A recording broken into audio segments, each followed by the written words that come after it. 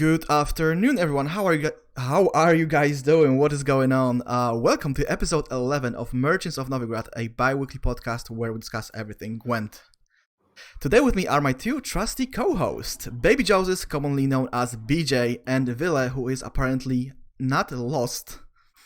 And as you guys can see, today we have a very special guest, the Potato Faction Ambassador, and the thick gravy aficionado, the one and only Crozyr. How are you guys doing? What's going on? Doing well. I'm good. Before we actually begin, a few words to our viewers. Guys, if you have any questions, you can ask them in chat. My dear friend BJ has been charged with the task of collecting the more interesting ones, and we're going to try to answer them as we go. Also, if you want to stay in touch off stream, you can follow us on Twitter at Novigrad Podcast, and if YouTube or Spotify are the places where you would rather watch or listen to the episode, the show is going to be uploaded onto these two platforms a few hours after the live stream. So with that being said, and without further ado, let's hop into the first segment. What have you been up to? What's going on, guys? Let's start with Crozyr. Yeah, let's start with Crozyr. Maybe some of the viewers might be thinking, Crozyr, who is this guy? Hasn't been streaming too much lately. Do we even know him? Well, I was a very, very busy potato. I've been not just busy with work, but now also with finishing up my master's thesis. I'm actually just really starting out with it lately, getting all the structures together, preparing the topic. It's 60 to 70 pages I have to write on academic level, and with work on top of that, it's not as much time as I would love to have for Gwent and for streaming, but I'm still playing as much as I can. I almost made it's met the goals that I had set for myself last season, and this season I hope it's gonna be even better. And I will stream more and everything, but right now I'm a busy potato. You said something about the master thesis. Anything you can leak? Maybe the topic of thesis. I wish I could make it Gwent related, but while it's still nerdy, it's not Gwent related. It's the title is The Rise of the Cinematic Universe.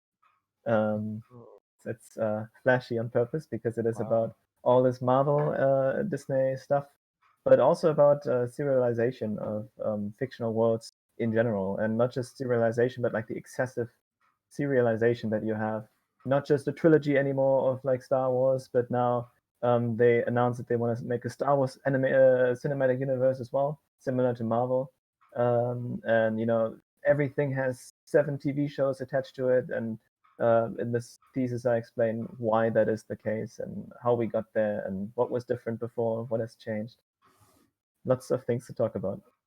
Yeah, it's really interesting. I didn't actually know, but I can only add that not too long ago I saw a short documentary about the history of cinema and how Jacksonville, Florida almost became the capital of cinema in the US instead of Hollywood. And that was something really interesting to see. Oh. And what about you guys, BJ, Ville? Yeah, I mean, I want to take this moment to apologize to the Gwent community for what happened last season. Because last season, I've been promoting the concept of playing triple scenario decks, and triple siege got picked up very quickly, and more people started getting frustrated when losing to these decks. I know one person in particular that has had a really rough time. His name is Semper. Semper, if you're watching, I'm sorry, man, that you had to lose against Weevil playing Triple Siege. So I would like to use this moment to officially announce that I'm only playing ethical decks now. I removed Renew from my triple scenario decks, and I only play scenario twice now. So yeah, I mean, I've been doing all right now. I've been doing all right. And Ville, what about you? Because I think you must be quite tired of people comparing you to Siri from the Netflix show. Yeah, I'm not sure whether I should be flattered or concerned that I'm being compared to a female when I'm a man. But other than that, I'm doing good. I've been going and playing Gwent. I just slightly missed out on the qualifiers, but other than that, I'm doing good. I'm helping fellow TRS teammates prepare right now. And yeah, life's good. No complaints. And Crozyr, you said that you have very little time for anything else other than work and masters, but you are still doing some D&D sessions. How is that going? It's going really well. I mean, it's a commitment I made prior to realizing how busy I'll be, and I'll keep my end of the bargain. But it's not even a bad thing because it helps me get off the stress. Sometimes it's just masterfully prepared and acted out by Green Cricket. With, I mean, it's the first time I have an online dungeon master, but I'm always amazed how he makes it happen across the distance and still makes it feel like a proper D&D session. And I almost always feel like I'm sad I don't see as many potatoes there as I would like. But the ones that are there, I see they're having a good time, and I'm glad that that I can at least do that while I'm on a semi hiatus, and we can go on and get arrested because I do silly stuff in the city, and then we have to do a jailbreak again. That's what's up next. Yeah, it feels like a nice mental getaway, right? You're busy with all these things in Yeah. real life, and then, for a couple of hours every week, every other week, you can play some D&D with friends and just relax. Mm-hmm. And BJ Yeah. Villa, do you actually have any experience with games like that? Have you ever played No, D&D? I've never played it. I watched the D&D from Timur Tucson a little bit, but I don't think it's my thing, my kind of getaway. So yeah, I've never played it and not really into watching it. Yeah, I have no clue what's going on. I've watched. It feels 5 like minutes, it and feels I like was you guys "Eh." are simply too young to know what D&D is. No, no. I know what it is. Yeah. But to be fair, I've never played D&D, but I was a huge Warhammer fan back in the day. I'm not sure if anyone here or in chat has ever played Warhammer, which is a fantasy roleplay game as well. But yeah, when I was a teenager, I was really into the Warhammer universe, and that's how I started getting into fantasy, by the way. So yeah, it's very similar to D&D. Like the whole concept is the same, just rules are different and the universe is different. So how long is it going on, Crozyr? The D&D campaign? Yeah. How long has it been going on, or how long is one episode? The campaign as a whole. Yeah. So we are on. I don't want to lie here. Like episode 7, 8, 9, something like that. It's gonna go a while longer. Maybe for frame of reference. Usually, maximum character level is level 20, and I believe we're level 5 or 6 right now. Oh, So we're still in the wow. beginning. We also do recaps every session, and oftentimes, large parts of the episode are self-contained. So it's not like you can't join into the fun just because we've been busy with the campaign still. It's gonna go on for a while still, so reason to get invested, and it's not too late to jump on the train, so to speak. So how do you keep having fun at it? Because it's so long. Is it? Yeah, is there a point where you think, oh, it's been dragging on for so long, I'm tired of this campaign, I would like to play something different? We had a different campaign before, and I never really felt that way because I liked my character. I was before the campaign, we actually played a Witcher D&D campaign in the Witcher world, and I was a Skellige potato farmer, and I was a barbarian who was often do more silly things than maybe the group would have liked him to do. and who always bravely charged into death, but somehow he almost made it out, and epic things happened. And I don't know. For me, it's like the scenarios, the situations that come to be in D&D. If you're not familiar with the game, basically everything can happen because you have your character, and the game takes place to a large extent in your imagination. And then, anytime you have to make a decision if something succeeds or not, it's a dice roll that decides. So I can say, hey, I want to jump onto this tree, and I want to, I don't know, drop my pants or something and say I'm the king of the world, and I can do that. And then maybe it's going to impress people. And if I want to check if that impresses people, I have to roll a dice. And it depends on my stats if that's successful or not, connected with the dice roll. And since that random element to it always spices up the decision making of the players, like, I don't know, for me it's never ending. I don't mind if it goes on forever. That's nice to hear. Very specific example, I know. Yeah, but it's a good example. It shows you that RNG is not always bad, guys. It can cause some interesting things happening, and it can have some interesting results. And speaking of results, grinding last season, Villa, now that it matters because we know that you were not happy with the state of the game a couple of months ago, where you play ranked, you play pro, and it didn't matter at all. So how does it feel now, where you know you can qualify for something? Actually feels a lot better. It's like it feels like I'm not wasting all these hours just to stay on pro. Rather, now I have even more motivation to push higher up in the ranks and more reason to, since I do want to make it. So it feels great. It's like every game matters again. It's not like half the time I'm on autopilot or something like that. I'm actually focusing on every game I play, which is refreshing. I'm sure you will be the first TRS member qualifying for a Grand Open. Those are big words, and your words, not mine. Speaking of qualifying, because Crozyr, you missed it, right? Just by a few places, I think. You were close enough. Yeah, I mean, the cutoff was at 10,060 or something, 61, and so it was a Monday. That basically was the last day of playing. Until Monday, I made it to 10K, and then I had to climb like 60 MMR. But I was at a seminar from work all day. I only came back at, like, I went in the morning, I came back at 7:30, and then I basically tried the whole night to climb, and I made it to 245 or something, like 15 MMR off, and then I just couldn't climb anymore. Couldn't get it up. Just 5 hours of trying to get anywhere, up and down, and then I was, for the first time doing a grind like this, I had to actually resign. I had to be like, nope, not resign, to concede. I had to say like, nope, it's not happening this time. But next time, hopefully, things are going to be different. Start the grind a bit earlier. No bad timing on the seminars, and then. Yeah, because I think that Jess actually ended on top, no pun intended. Did she? Yeah, I mean, you said that you couldn't get it up for 5 hours, so I imagine so. I think she ended a little bit higher on the ladder than you did.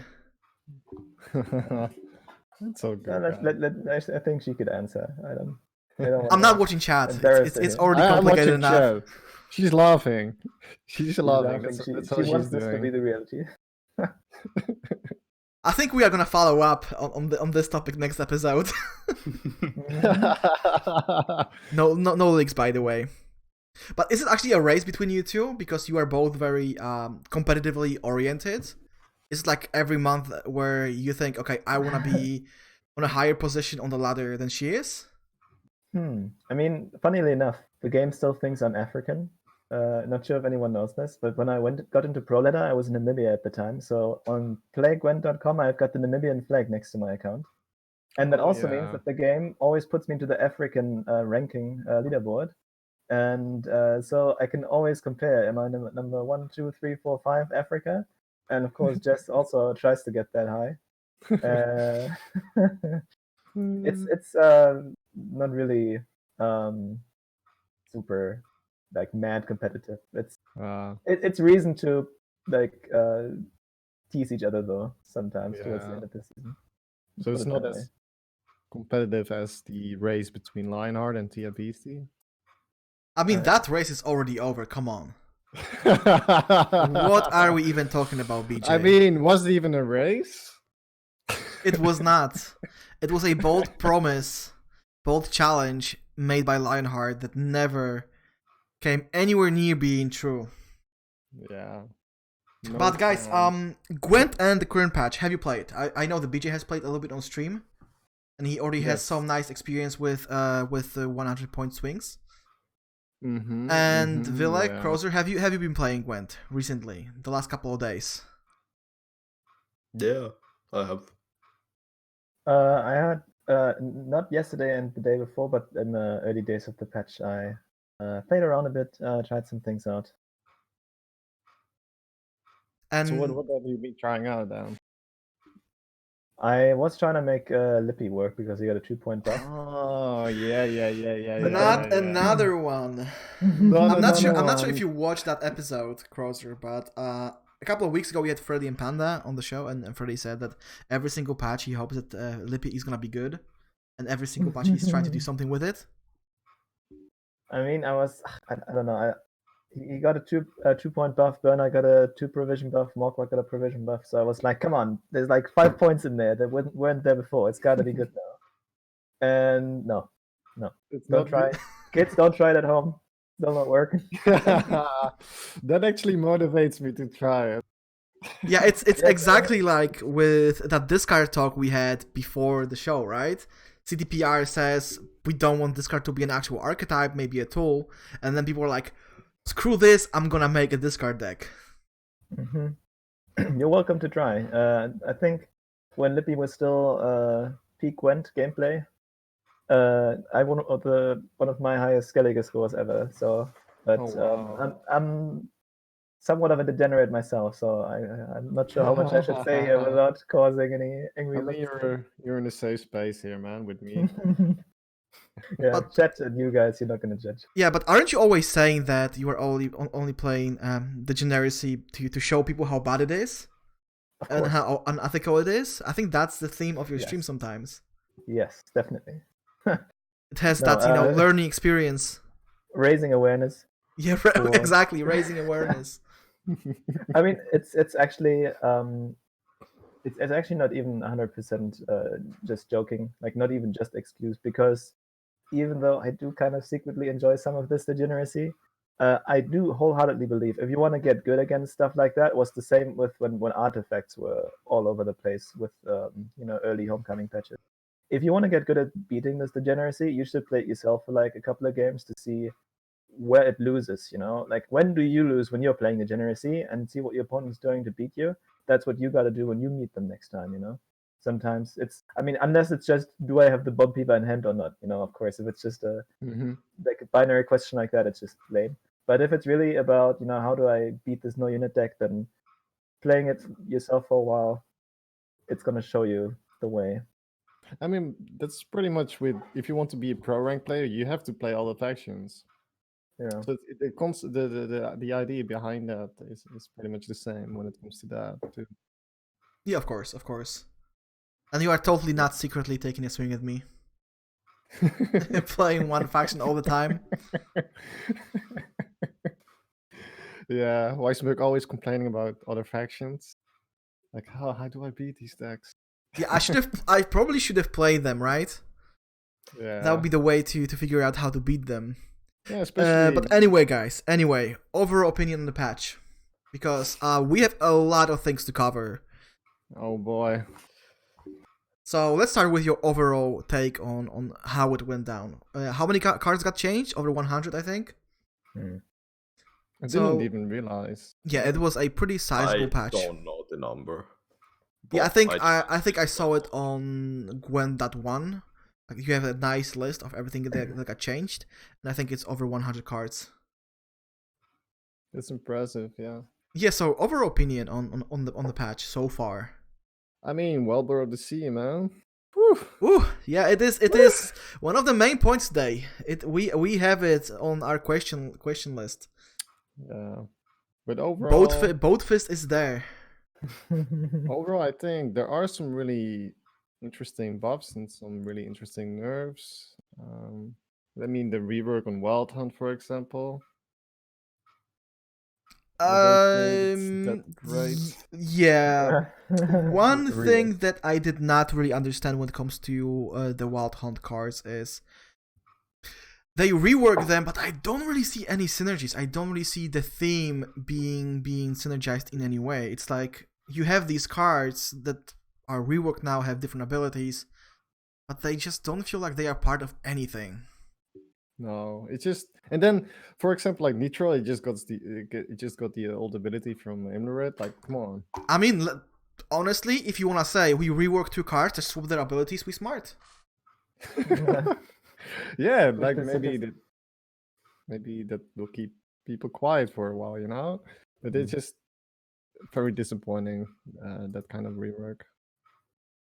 I was really hoping some synergy with like a certain leader ability, for example.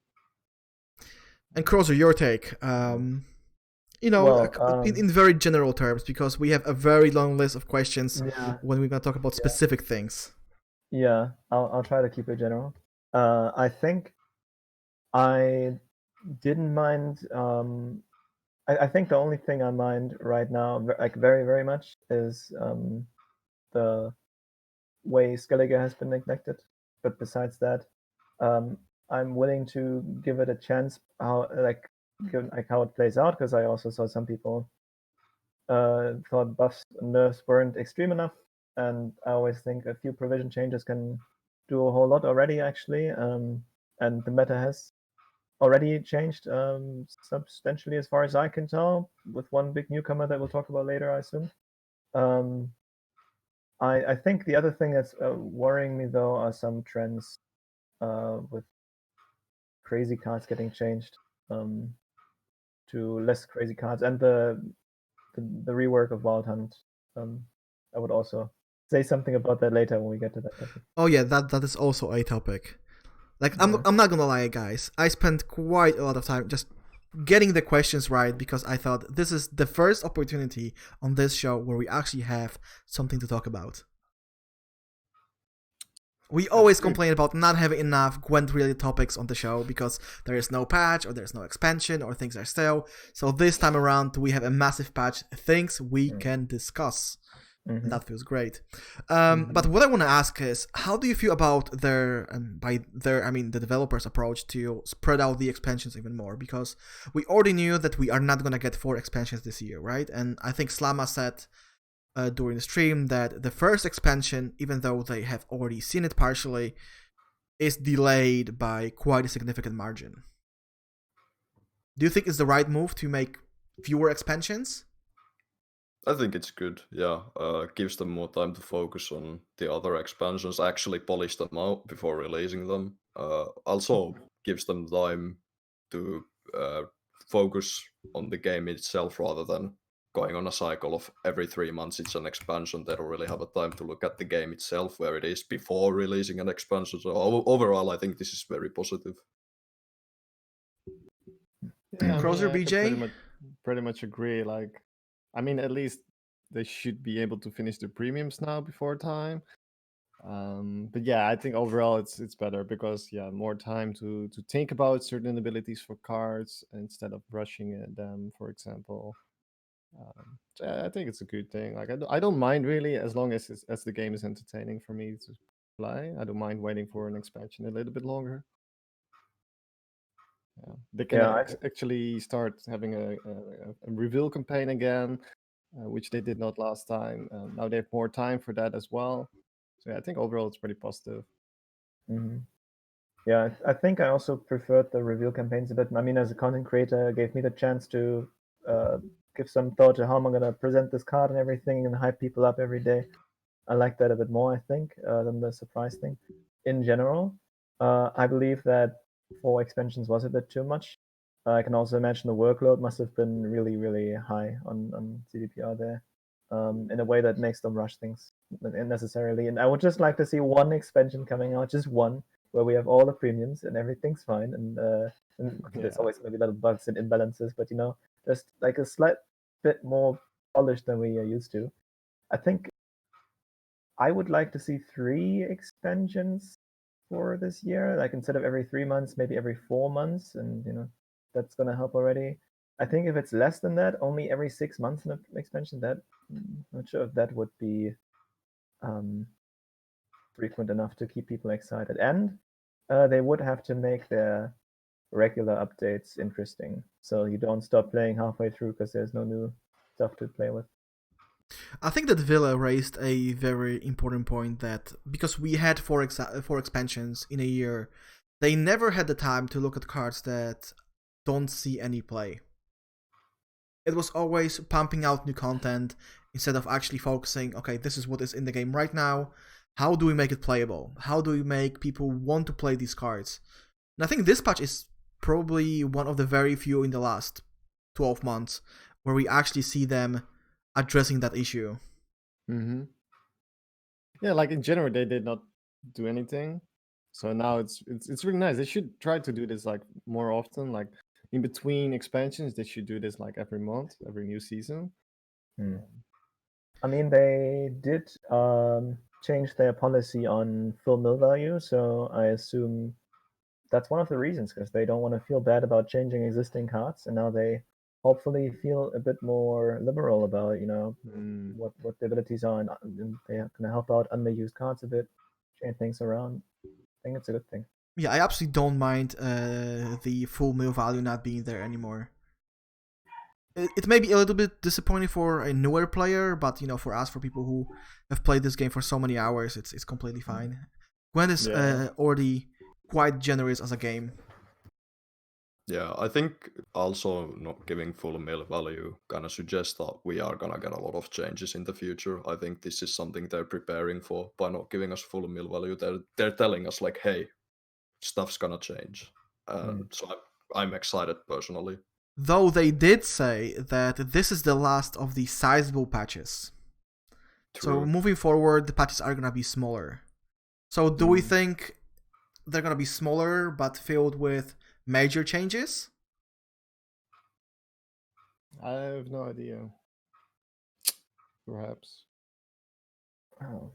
I mean, I'm not sure. The way I remember it, he said that for now, for the foreseeable future, this is one of the bigger ones. I do hope that they keep this option open to doing bigger balance patches in between expansions.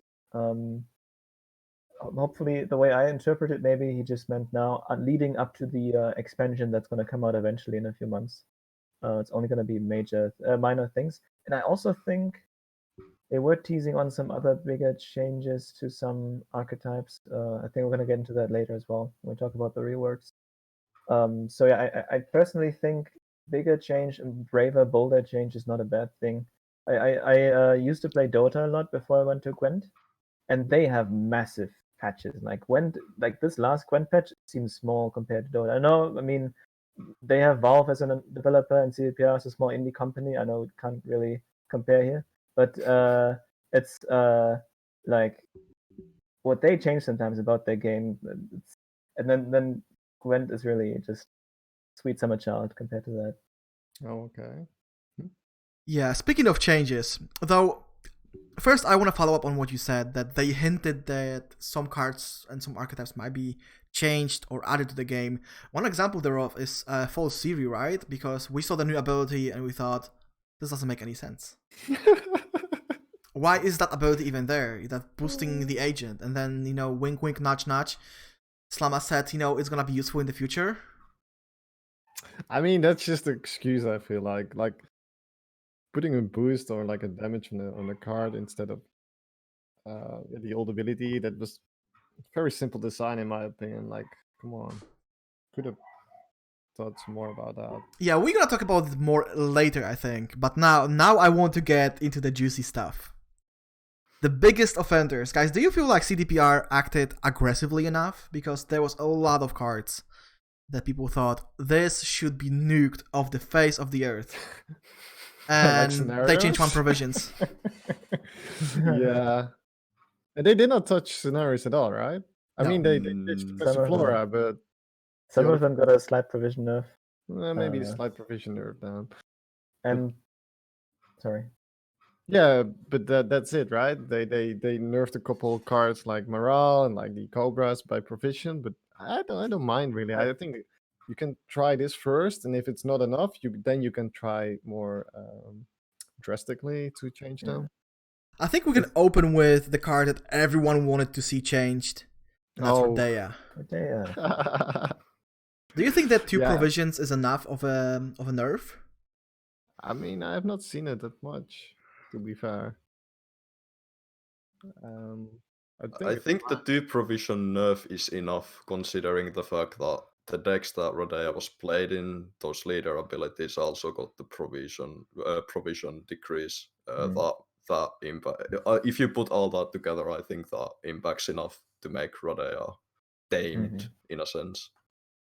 I also think if you just look at this change, you might think, well, I'm going to still put this into my pincer maneuver deck, but then you look at pincer maneuver and like you try to put cards in, but the game says the deck provision limit has been met, no matter what you do. Yeah, it's like it really does make a difference. Like looking at whole decks, like Villa said, or just at the individual card. And I mean, the dream would be that this card isn't completely killed, but just played in different decks that aren't as strong on themselves as the old ones used to be. So you can still enjoy playing this card, just not in every single deck. And I think that mission has been achieved. So as far as I can tell. Yeah, because you guys were talking about Pinsir, obviously got nerfed. We are gonna talk about it later, but Verdea was also popular in some Novigrad decks that played Morale King Cobra, and now if you want to play these 3 cards, you are looking also at a 4 provision nerf. So you need to find 4 provisions somewhere. Do we actually think that Morale was nerfed enough? Because that's 1 provision. I mean, he's still being played in.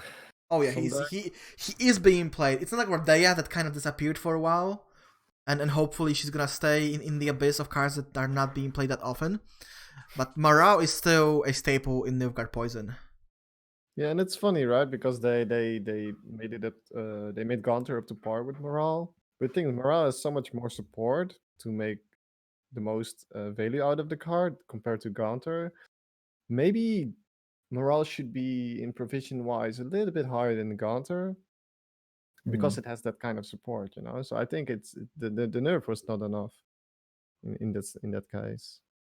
Yeah, because Gaunter, the only synergy the card actually has is Voltest. No, not even anymore. Voltest only. Only in our cards, so not even. Yeah, you're right. You're right. Yeah. So it doesn't really have any support anymore, unless you play one of the artifacts that gives you Zeal, which is not really a smart thing to do. I think it's not worth it at all.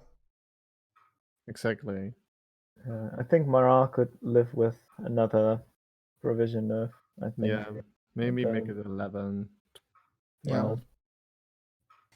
Just so we don't see it in every deck. Because I've seen people trying to play soldiers. I've seen people trying to play assimilate, and they still smash morale into that deck because the value is just always there. You need morale, you need Fangs of the Empire, and in 2 cards you have a really, really good value. Or you can just play full on assimilate. You can play Rod Tosser, right? You are always gonna poison something. And oh my god, look, he's an agent. You can buff him with False Theory. Yeah, right. New God. synergies What have you discovered, done? guys. Oh boy, you play Morale, then you play Tackle Decision on False Theory and boost it so nobody can kill it. 5 bad plays. Yeah. And you even play around Geralt. Holy shit. That's synergy. New tier 1 deck. Just make him Nilfgaard already. But yeah, the synergies are there. Sometimes more or less meme synergies, but they are always there. This card is always gonna see value, and you cannot really play around it. I think we already talked about it the last podcast, right? That regardless of what you do, you cannot lock or kill morale and purify the card you poison at the same time. It's simply not possible.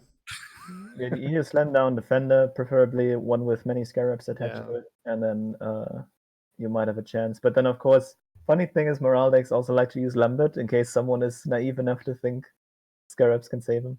Yeah. And they often play Vincent. So if you play a regular defender, they just got Vincent that defender, and oh wow, yeah. And then morale is still gonna kill that poison anyway because it's an order. So no, regardless of what way you look at it, you are always fucked. Yeah. Or you slam down leader ability with 1 purify and 1 zap or something. I don't know. Oh yeah, you'd have to spend really your leader difficult. ability. That is true. It's really difficult. And speaking of Fury cards, because King Cobra got nerfed 1 provision, I think it's enough. I don't think that's fine. Yeah. They should do anything else with the card. It's already 3 power, 1 armor, 5 provisions. I think it's okay. Even though I'm not a huge fan of poison being available for everyone. Like poison neutral cards, it's not really my jam, I would say. But there's one card that didn't get nerfed. It didn't get changed in any capacity. And I think it is kind of surprising. And that's obviously Mada, because she's still being played. Mata Joses. She's still 649. Do you guys think it's fair? Do you think the provisions maybe should have gone up or the power should have gone down? I mean, I think the card is fine. I've never really complained about the card. It makes your deck more consistent. Yeah, but it's about the disparity between what you get if you play her and what your opponent gets. Your opponent is likely going to get 4 points, and you get your scenario. For instance, of course, it's not always scenario. Sometimes it's Oak, for instance, which is also a lot of points. So the disparity between what you draw and what your opponent draws is way more than these 3 points between her value and her provision cost. Yeah, I wouldn't have minded seeing it get like maybe a point max to less to just make herself like more or less impressive. Or less as a impactful. Unit. Yeah. Maybe make it 4 base power, Yeah, I think 4 or 5. I think you shouldn't touch the provision because right now Royal Decree is 10 provision, right? And this is more niche than Royal Decree in terms of you only get this highest provision card. So I think it should be slightly less provisions than Royal Decree. But I don't really know why it has to be 6 points. Like if you would slam down 5, I feel like almost everyone would still use this card if it was 5 points. Like it's just you use it for the ability, right? And not for slamming points down. And you usually hope that the thing you get from her is so strong that it's going to make up for whatever points you lose on this body. So I don't know. I've seen her less though at the end of last season's meta than at the beginning. Beginning it was literally in every deck, and it seemed like the most OP ever thing. And then it kind of normalized itself over time. Yeah, I think people started to find other ways to get the same consistency, maybe at a lower provision cost. But mana is always linked to scenarios, and do you think that considering that artifact removal is no longer a thing, at least not faction bound artifact removal, do you think that scenarios are gonna see even more play? Because the first couple of days kind of prove me wrong on that point. I haven't seen that many scenarios. Like Anar still plays Siege, and I've seen Syndicate playing Passiflora, but other than that, no scenarios at all. I mean, I've been seeing scenarios still. The Feign Dad, the Passiflora, the Siege. Not Haunt. Haunt is not being played that much. Yeah, I don't think it's that good of a scenario, especially since monsters now rely on other things. Yeah, I mean, buff Haunt by a provision or something. I feel like something was made better about that. Maybe card. they did. Yeah, I think. But yeah, it doesn't really find a place in monsters. And interestingly about Gedinath, about the Skellige one. I know. I read on Reddit that the pros show up after the res triggers now. If you play Onion Res, that's really if you good, don't have right? Beast on the board, you lose out on 4 points. on the 4 points from the druid. Not sure what the name was. The Crow Druid. Yeah. So, I think we all know what you mean. Yeah. So you basically could say this was nerfed by 4 points, unless the 4 points were made more conditional that it used to have for free. Yeah. Yeah. Also, who in his right mind is now playing Gedinath? There's better options. There's better options within Skellige. Yeah, just some great swords and Wildboar, and you're ready to go. Yeah, because I think we all expected artifacts to be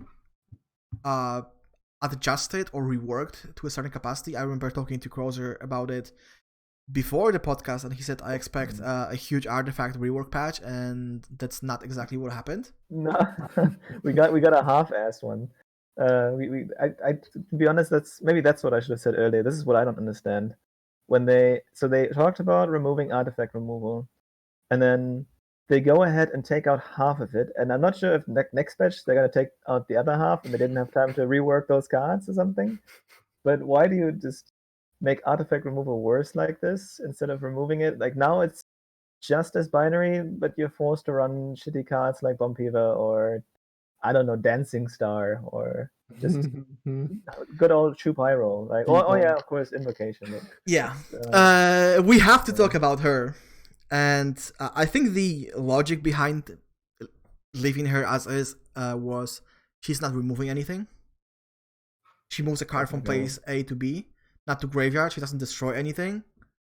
And that's why they left her the card as is. Yeah, it's interesting, right? Because they did say we remove artifact removal from every faction, but it's not like like you say, it's not. It's not removing it, exactly but on the other removal, hand, yeah. it is removing it because it's gone from the board, So yeah, I mean, but personally, I don't mind really.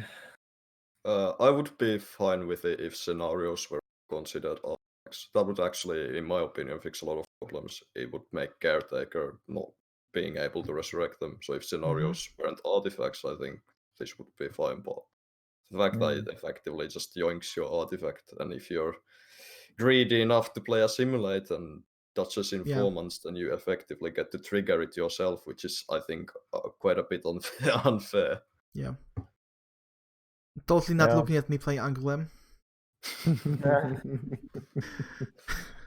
Yeah, you should guys look out for the next Dandelion show, by the way.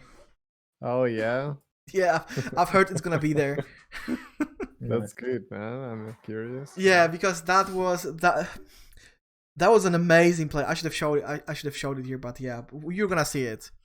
But speaking of Yennefer's, I don't think that her value is really as much as people think it is, because quite often you're gonna see, at least now, who is playing scenarios. You see Feign Death, you see Syndicate, you see NR, and many of these factions can actually trigger the first chapter, or the second, the prologue, and the first chapter in the same turn. So are you really gonna remove the scenario that's already like almost done with only one chapter left? I don't really like Yennefer Invocation on the scenario, because if you cannot proc the scenario, then it's almost no value. It's just denying value from your opponent. Yeah, you are preventing value from being generated on your opponent's side, and you are losing a mulligan essentially. Yeah, like I'd rather play like Yennefer Invocation on the units, for example. Like last night, I played with Villa. We did a bit of coping off stream, and we played Bribery on Louisa, and then we decided to play Yennefer Invocation on the opponent's Savola, and then we Joachim'd into the Savola and got like 20. How many points was it? 25-point play. So that's when Yen Invocation shines, Yeah, but that's very very situational, right? It's not like I mean that was very every game. But I mean, if you play against Syndicate, it's very likely, right? I think there's actually a couple of NG decks that run both Invocation and the Bomb Heaver, for kind of the reason that you guys were talking about, that there is more attractive targets for Invocation, and also because if you play Invocation on a scenario, you kind of play for 0 tempo, I guess, because you're not putting anything on the board. And oftentimes the scenario already got out its first chapter, so that starts to tick. You prevent a lot of points that would have come from the scenario, but I also think, like, if you play Bomb Fever, you don't just take that value away, you add your own points on the board, and I think it's still much more impactful, unless you want to play the same scenario as the opponent than Invocation, because I don't know, some scenarios you can barely trigger yourself. So it's almost like a dead card. Yeah, and Nilfgaard, they don't have a lot of engines that get points over time, right?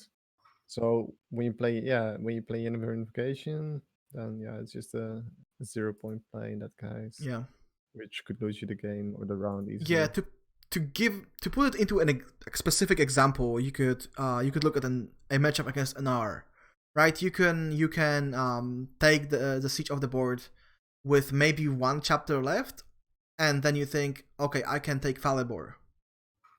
And Falibor removes 7 points. Falibor. And if you replay him, you get what? 10 at least? So that's a much better value than the scenario. And one thing that I noticed is Siege always plays mobilization, and I think it's a good moment to actually talk about the leader abilities that got changed or nerfed. Because obviously Pincer is on top of this list. Do you think it was a good timing to nerf Pincer, or do you think it should have happened earlier? And is 3 provisions a good amount of nerf hammer? Should have maybe less, maybe more? I mean, it must have been because of the triple siege, right? They were like, oh damn, BJ and Weevil, they're like conquering the meta with this deck. Now is the right time to nerf that deck, that leader ability. Nah, Yeah, Villa clearly has jokes enough aside, of the triple switch. but- jokes aside, though. Jokes aside, I think maybe they should have done it a bit earlier. But yeah, it's very low provisions now. I still see it. People still play it. Yeah, I was actually joking that now now instead of Pincer, you have the Skellige combo, second wind to get the Dagur back or Morgvark or the boat. So I was like, yeah, second wind nerfed to 12 provisions in 3, 2, 1. Yeah, I mean that's gonna happen, right? It's definitely gonna happen after this season. They're gonna nerf second wind. Or But yeah, yeah, I want to hear Crozier's opinion on Pincer. Yeah. yeah, me too. I mean, it's when I saw that change, I was like, wow, 3 provision, that is that is a lot. And I mean, maybe I just haven't played enough. Would you guys still say the deck or the leader is being played frequently now, or did you feel like it's been killed this way? I I haven't didn't seen read it any. once, actually. Me neither. I only see mean- mobilization. I saw it. Maybe, Yeah, I saw it. yeah, maybe 2 provision would have been enough to nerf it. Even though then people would have been like, oh, 2 provision is not enough, and then maybe it actually is. Because now Yeah, it's or- really, it feels like Yeah, or maybe 1, 2 provisions and then change the ability a little bit so that you can only draw an R card. maybe that. Or if you change other cards in that deck that were frequently played, maybe that's also like, I'm not sure, something like Falibor. Did Falibor get nerfed? I feel like there were a few NR golds. I don't think so. Falibor did not get touched. No, then Philippa neither, right? Philippa got touched. Oh, by Philippa got provision. Yeah, they 1 provision, I think. Oh, we should really read the patch notes. I don't want to go on record and say Falibor should get nerfed. I never really felt like it was necessary, but like, not just put all the nerfs onto the leader ability itself, but onto the key parts of the deck. So it's not, completely dead, but you might have to pay the price if you want to have bigger cards. And I don't know. It's hard to say. You raised a yeah. very good point because we see that Mystic Echo is getting fewer and fewer provisions every time, but wouldn't it be just better to address the cards that cause the problem, not the leader ability? Because Mystic Echo was not being played, was not even talked about before Novigrad Injustice and Wonders of Brooklyn. Yeah, I don't think people were playing it back in the day. No. But So then maybe those the cards should get cards- changed. I find it funny that out of nowhere, CDPR is like, you're gonna change Novigrad Injustice now because it was abusable in Mystic Echo. When literally, What a joke! like, what year is it? Like, yeah, come on. I said that during their stream, like they feel like they are slightly behind the meta. Yeah, And then another yeah. example of that is another leader ability nerf that is not very harmful. I don't think anyone is gonna be upset about that. But they changed Enslave. Enslave, why? Like, Why out of did all you change things. that? Like, Nobody played that. yeah, Actually, and, after Deathstream, right after Deathstream, I think I queued into 2 Enslaved players, and I felt like they must have started playing Enslaved now because if CDR is nerfing them, it's gotta be OP, right? So, they actually said it's the leader ability with the highest win rate. So I think people just figured, oh, if Slama said that ability is really, really strong, I'm gonna play it. It's I the mean- highest win rate ability because it's like total 10 games a season, and they're like, ooh, that's pretty impressive. Yeah. yeah. I mean, personally, I think Slama has been playing against it at rank 30. He's been playing it against the Enslave, and that's why he had a problem with it. Salty Glamour. Yeah, I think, but this actually prompts me to talk about the dev stream because you see what rank Buja is, and I think it was rank 29, and that means he never got past a certain rank because you cannot drop lower than 25. So I think maybe they should use a different account, at least like rank 10. Yeah. At least, Yeah, okay, yeah, we are yeah. playing, kind of. Sometimes, at least. Yeah, just pretend. Just pretend. I know that it's not relevant because they have much more data than we do, and they have much more Yeah. information about what should be changed, and that shouldn't be relevant. But it looks really, really weird when they talk about, oh, this is the best ability, and then you see the rank of the guy talking about that is 29. Yeah. Oh well, he's community manager, right? He doesn't Yeah, of have- course, it doesn't matter. Like, we know that it does not matter, but Yeah. it would look better. Of course. Like the time that when they wanted to release The Witcher on the Switch, they had a video of the Witcher game gameplay on the YouTube or something on the Switch. Yeah. Remember that? It was I mean, actually pretty pog, right? That they That's couldn't pretty really play The Witcher 3 on Switch yet, so they just played a YouTube video of The Witcher 3 on Switch to show that they are playing. yeah. That was Yeah, good. that- That was good. They used their five-head brain. And speaking of unexpected nerfs or unexpected changes, niche cards, Adrenaline Rush. Rip. Actually, Oof. people play it. Can you Really? imagine? Yeah, I saw too. I saw it in Yeah. Araka's Queen when they Yeah. took the little Oh, drone yeah, and then yeah. buff it by 8. That's where they play it. I mean, it's 8 Mhm. for 5, right? It is. It's getting its value. They need Especially more if you than- especially if you played in decks that have a few cards that go tall anyway. So I don't know. Like if you play the monsters, they want to be able to punish you Goliath, your Oswald. They can't just throw your their toll removal at your drones, right? So it's Yeah, but it's interesting, and not only Adrenaline Rush, but the Imlerith change, which we are gonna talk about in a moment. They kind of created a new deck, and I think most of you have already seen it. But there is one more niche card that got changed, and I don't think it's gonna see any play whatsoever, and that's Epidemic. Oh yeah. I'm kind of upset they changed it. What do you guys Mhm. think? Because Adrenaline Rush, we thought, oh, this is gonna be some memory, but it's actually being played. Like there is a deck where you can use it. But Epidemic? I would have preferred if they buffed the card provisions. Like, it was not even being played. Like, why touch it in the first Yeah. place when it's not being played? I mean, maybe they wanted to make it more playable, but then first try to buff the provisions. I think it would have been more playable if they didn't got it all the 4 provision engines. Yeah. Maybe make it Yeah. a 4 provision card then. If you can kill a 4 provision cost unit, then make it 4 provisions. Maybe that would make it more playable. But I think this way, unless we have a meta where there's very strong 4 provision cards running around that kick everyone's ass, and you're like, haha, I got Epidemic. Activate a I mean, meta card. I suppose It's like, could be good on Sea Jackal, for example. That's a really good 4 provision card. If that's being played a lot, you can just destroy it, right? Or is it random? No, you can I think target. it's targeted. Okay, if you can target, then in that case, it's pretty good toll removal. I mean, let's be honest, you cannot even remove King Cobra with this. No, I mean, come on. Oh, King Cobra buff. Oh yeah. But then again, that would be really bad if you do. Yeah, I know, but there is not really that many 4 provision cards that Yeah. you're gonna see being played. Yeah. Maybe 4 provision and below, so you can kill. Oh no, you could kill tokens. It would actually be crazy. No, never mind. Because then you could kill Frighten and stuff. No, but I think their reasoning here was that they said that these cards were too high provision for being bronze.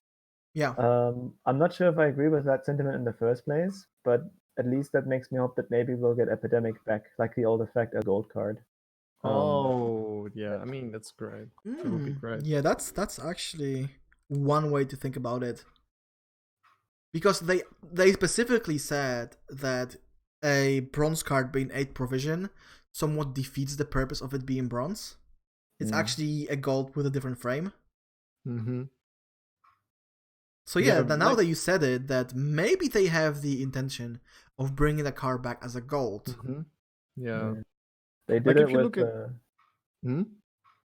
You go first. Maybe you have the same example as me. Yeah, if you look at the bronzes, I think the highest bronze is a 7 provision card now. Like Bone Talisman and a couple other Mhm. cards. So, yeah. They really nerfed down the high provision bronze cards. So maybe, maybe that's totally right what you're saying there. I think Epidemic and Adrenaline Rush both were 8 provision.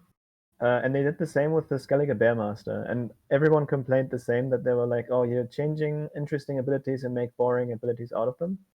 And then later they added the ability to Flaminica. She's now what Bearmaster used to be as a gold card.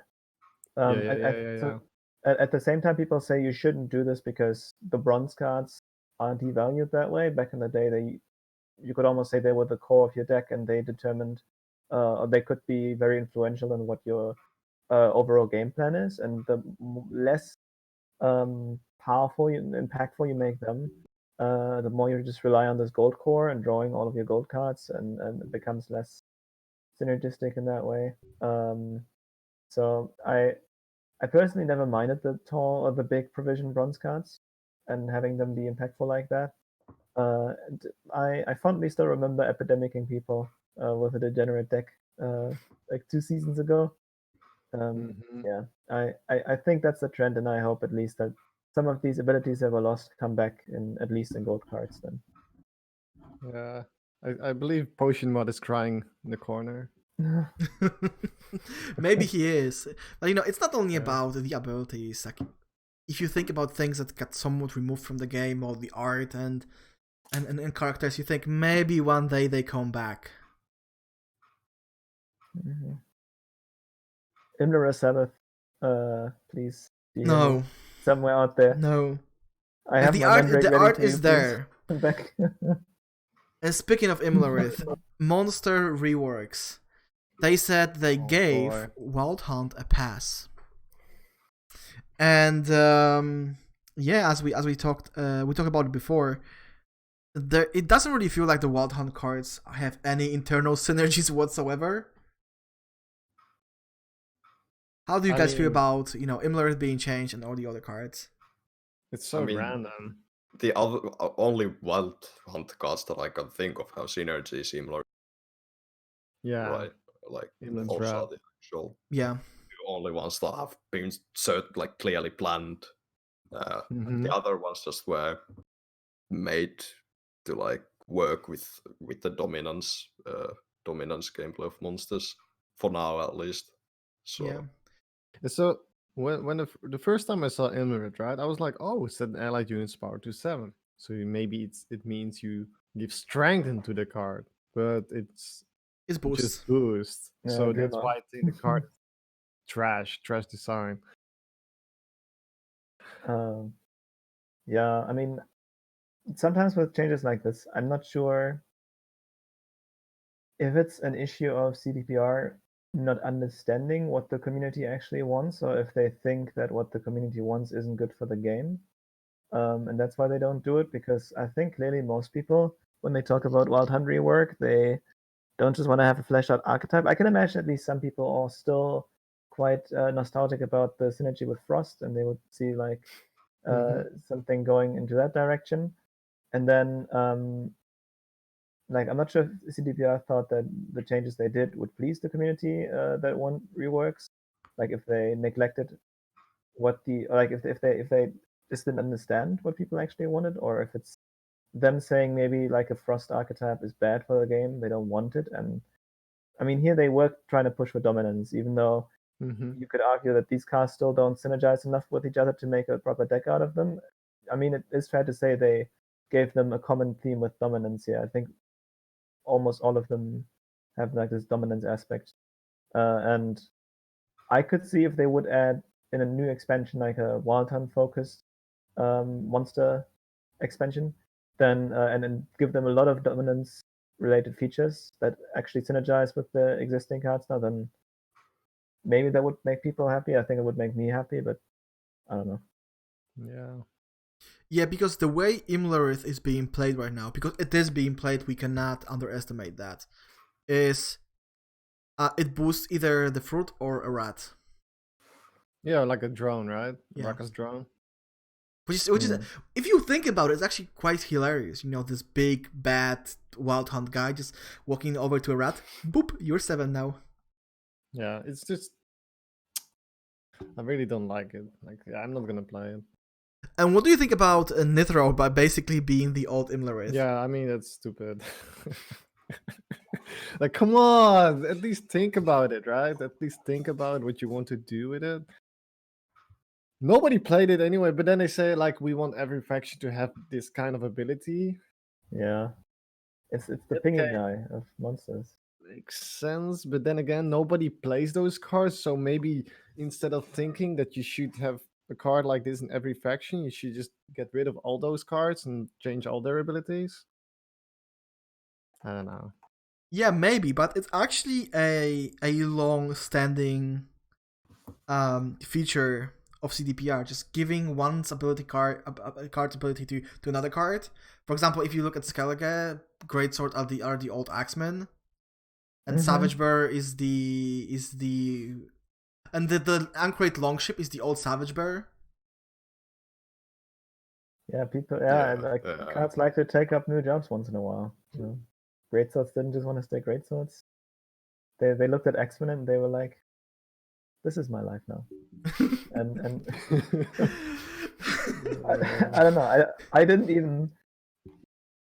If that's our biggest problem, then I think Gwent is in a good place. But I see how it is confusing for people who just want a bit of consistency there with the existing cards. It's. I guess I'm not sure when you guys started playing, but it's been like this forever with Gwent. Yeah. I mean, I started playing closed beta, I think yeah.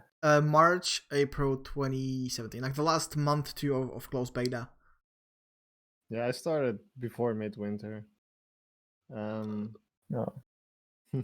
Yeah, Vile wasn't even born back then, so. You're still wearing Aw. Pampers and stuff. But yeah, it feels like even Homecoming is still kind of being a beta event, right? Yeah. They keep making changes, they keep doing this, they keep doing that. It's still not a finished end product. Yeah, I mean, it'd be really dumb to say we're finished because they're clearly not. I mean, Yeah. the game is not finished at all. I think it was one of the first comments I saw when they said we are reworking 100 cards. Somebody that just directly said, "Oh yeah, guys, maybe next year we're gonna get out of beta." It's Android release. That's gonna be the big one. Oh That's gonna be the thing That'll bring us home. Yeah. The release that changes everything. Merges of negativity. But yeah, we were talking a little bit about great swords and their new life because swords are for wenches. At least that's what they say in Skellige. Some people believe that Skellige is gonna be very, very dominant now, given the recent reworks. Your opinion, guys? Because I see a lot of Skellige. Not necessarily the greatsword both fist deck, but a lot of Skellige in general. I feel like Skellige might be tier 1 because of the Wildboar of the Sea change. For me, personally, it has been dominating me every time I play against it with my Concocate deck. Maybe it's because I don't run Geralt Jurden or any tall removal to counter their big greatswords. Yeah, but the problem is, even if you do that, you are still getting the hits from Morgvark and the boat and what's else there? There was one more card and Hemdall. Like they are all dealing damage to you. Yeah.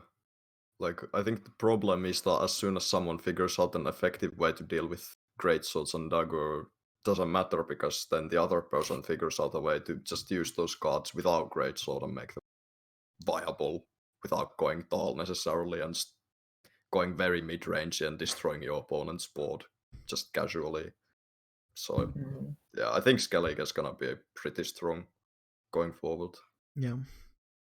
I also think for this patch, unless they're gonna do hotfixes, which I doubt, that's gonna be our meta for now. I mean, you never know what other decks they might come up with, other factions that counter this. Right? And at the same time, I hope I don't diverge too much from the whole thing, but I think it's like X-Men or Greatswords nowadays is one of the last remaining decks that actually go crazy with the value and way beyond the curve if they get their condition through with getting all the pings on the greatswords.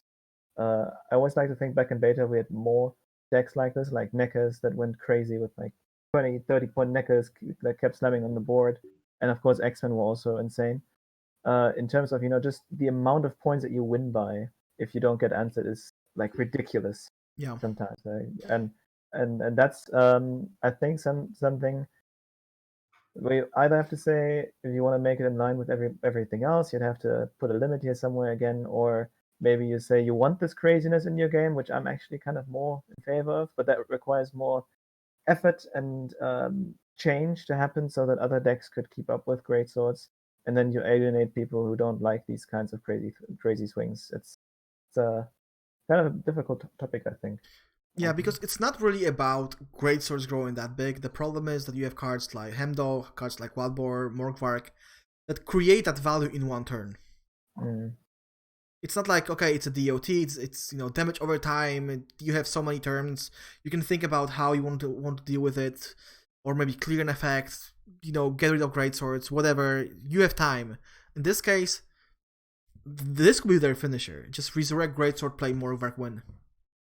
And I think that's what BJ experienced a lot, right? Mm-hmm, yeah. Like you were playing your own homebrew deck, you were up by 40 something points round 3. You think, easy game, I got this, and then you lose by 50 something. It kind of reminded me of DJ back in September, October. Yeah, because that's the thing, right? You kind of have the carryover of when you play that certain card in round 1, like Wildboar of the Sea. You're going to play it in the last round again. So it allows you to win round 1, maybe pass round 2, and then you play the last round, and you just replay this fucking card, and then bam, you're winning by millions of points. And that was the exact same thing with DJ too. Like, it was too oppressive compared to the other decks in the matter of points that you can get. So yeah.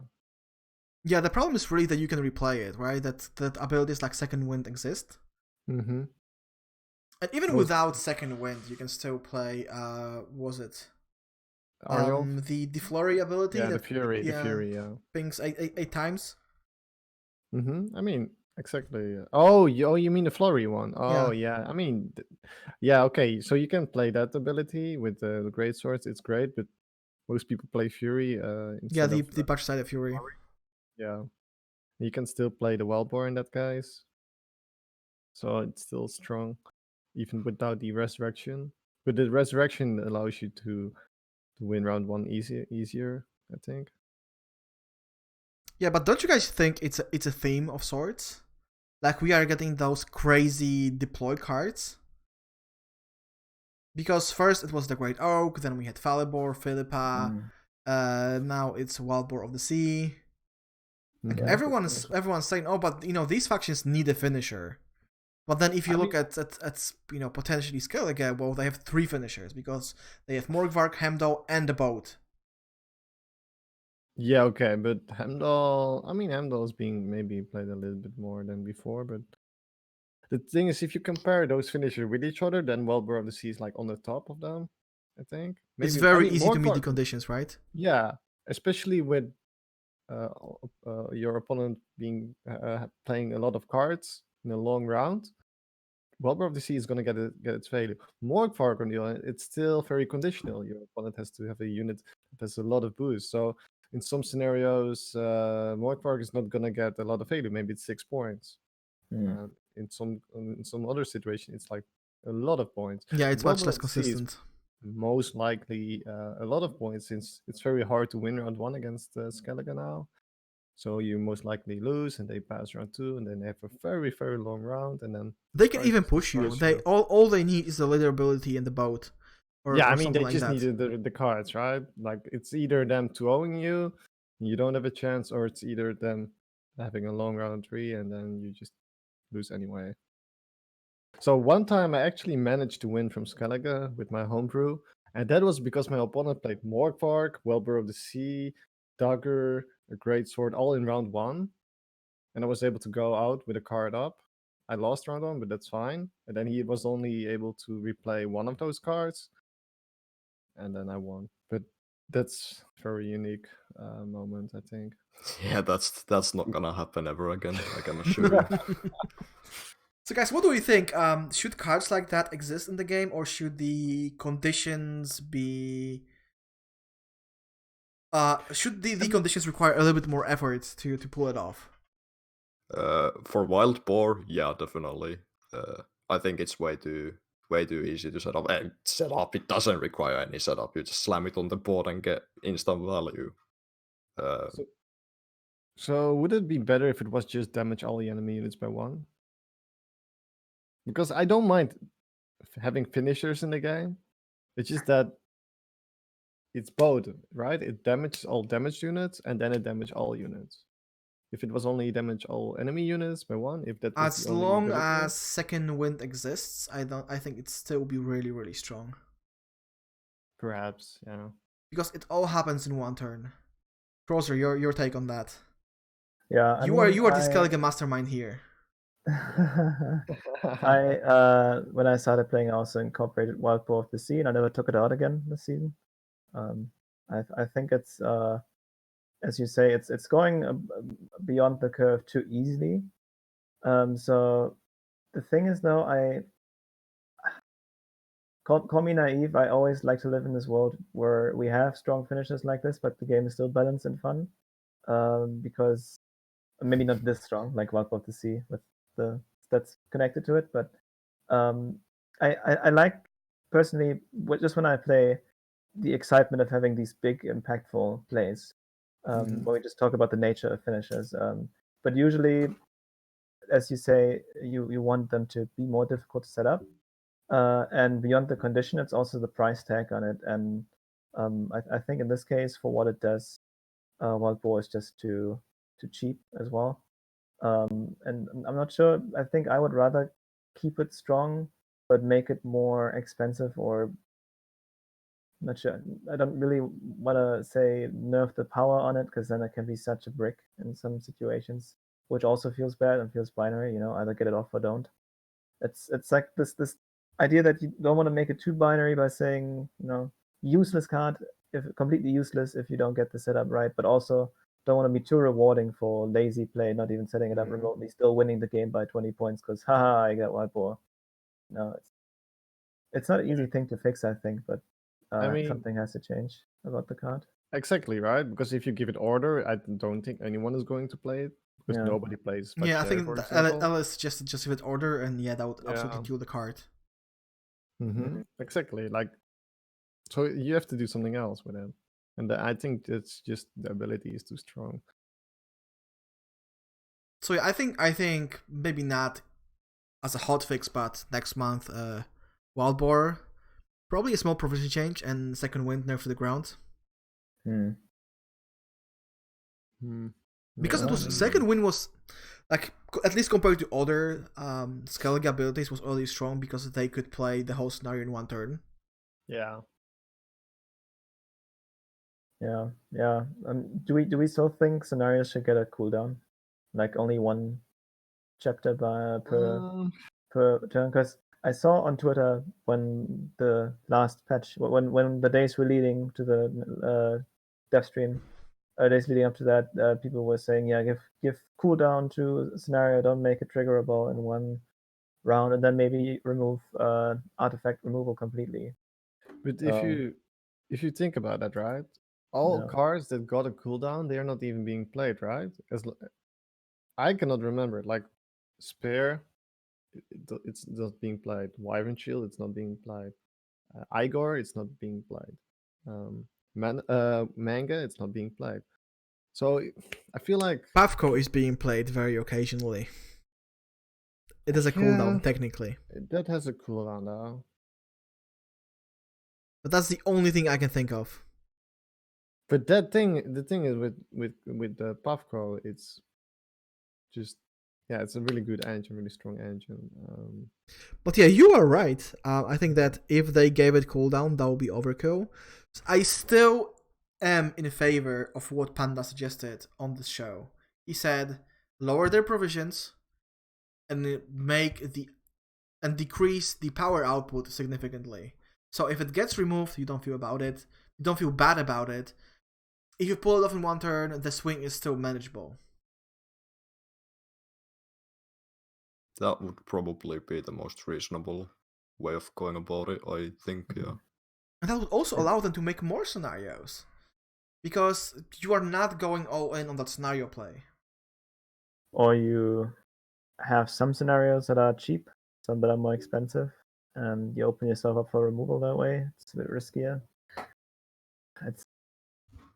I think there's lots of arguments in both directions, because if you keep removing powerful cards, then in a way, at least for me, I always feel very sad when they remove big effects from the game because they're deemed too powerful. Because um, I I feel like you're okay. Like if you want to do that, I would always like to see in the same patch add 2 or 3 other new interesting things that you can do instead. Because I don't want the game to with like one patch at a time to become less diverse, taking away all the like crazy mechanics out of it.